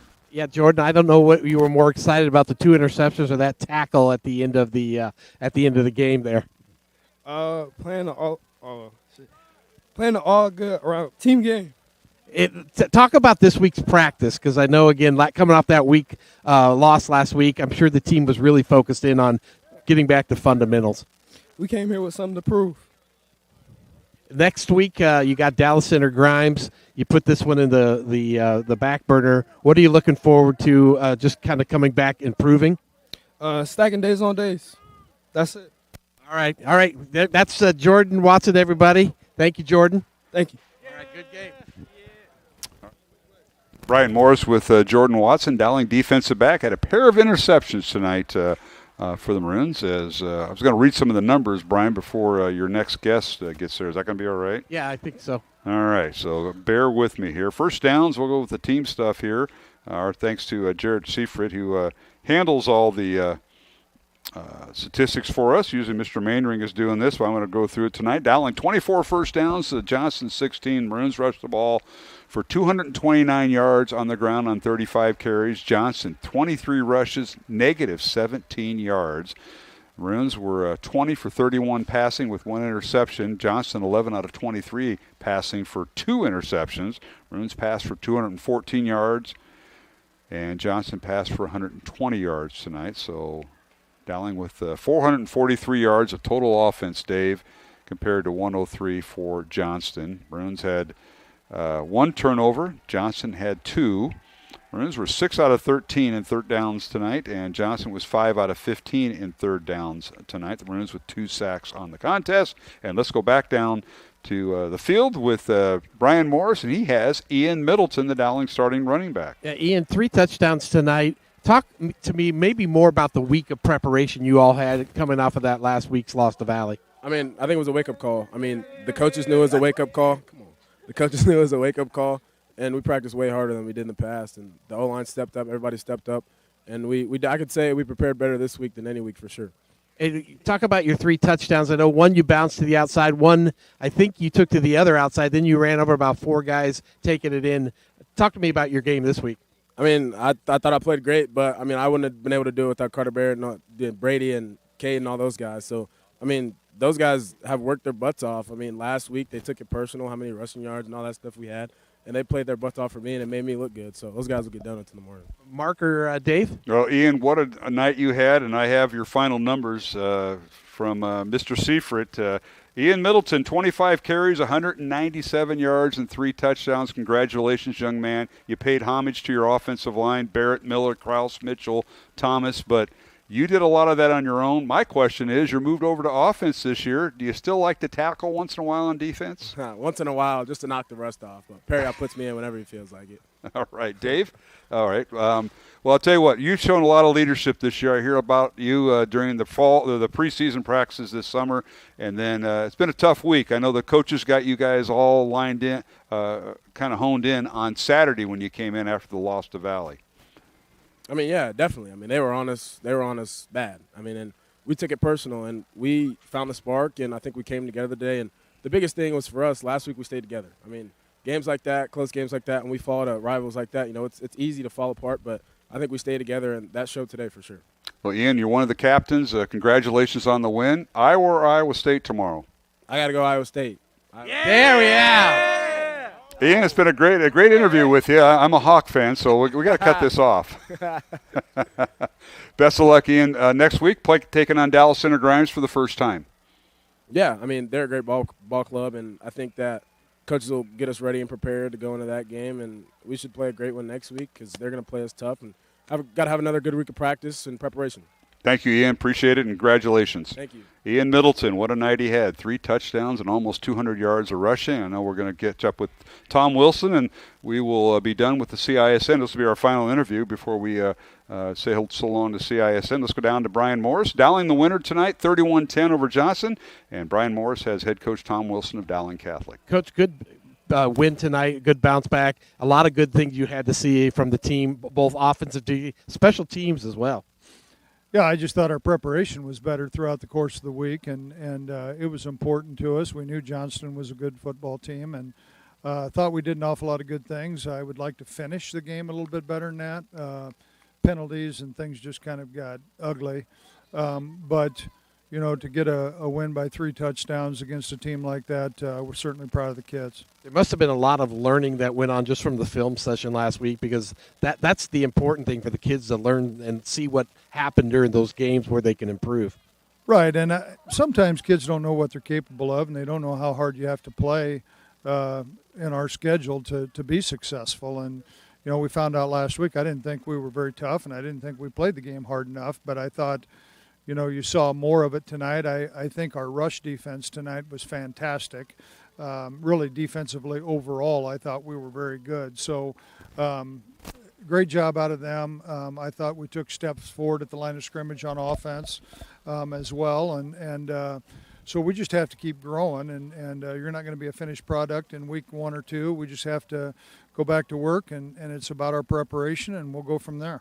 Mark, Dave? Well, Coach Wilson, you mentioned on the pregame maybe a better balance tonight. 35 rushing attempts and 31 passing attempts, and time of possession probably favored the Maroons. Much different than last week, and I think you set the tone on Saturday morning talking to Ian Middleton. Everything came together Saturday after the loss last Friday. Yeah, it wasn't much fun watching the film, and that was one of the messages I gave our kids before the game is I want you to feel proud of what your effort was, you know, when we walk into the school tomorrow morning. And, yeah, we learned a lot. We've got a lot more to learn. But, you know, I thought our kids prepared better. I thought we had some leadership step up. And, you know, when adversity hits, you find out what you're made of. And, you know, hopefully we can continue to grow. Tom, Dave Marcoulier here. How you doing? Been a long time. Yeah, quite a while.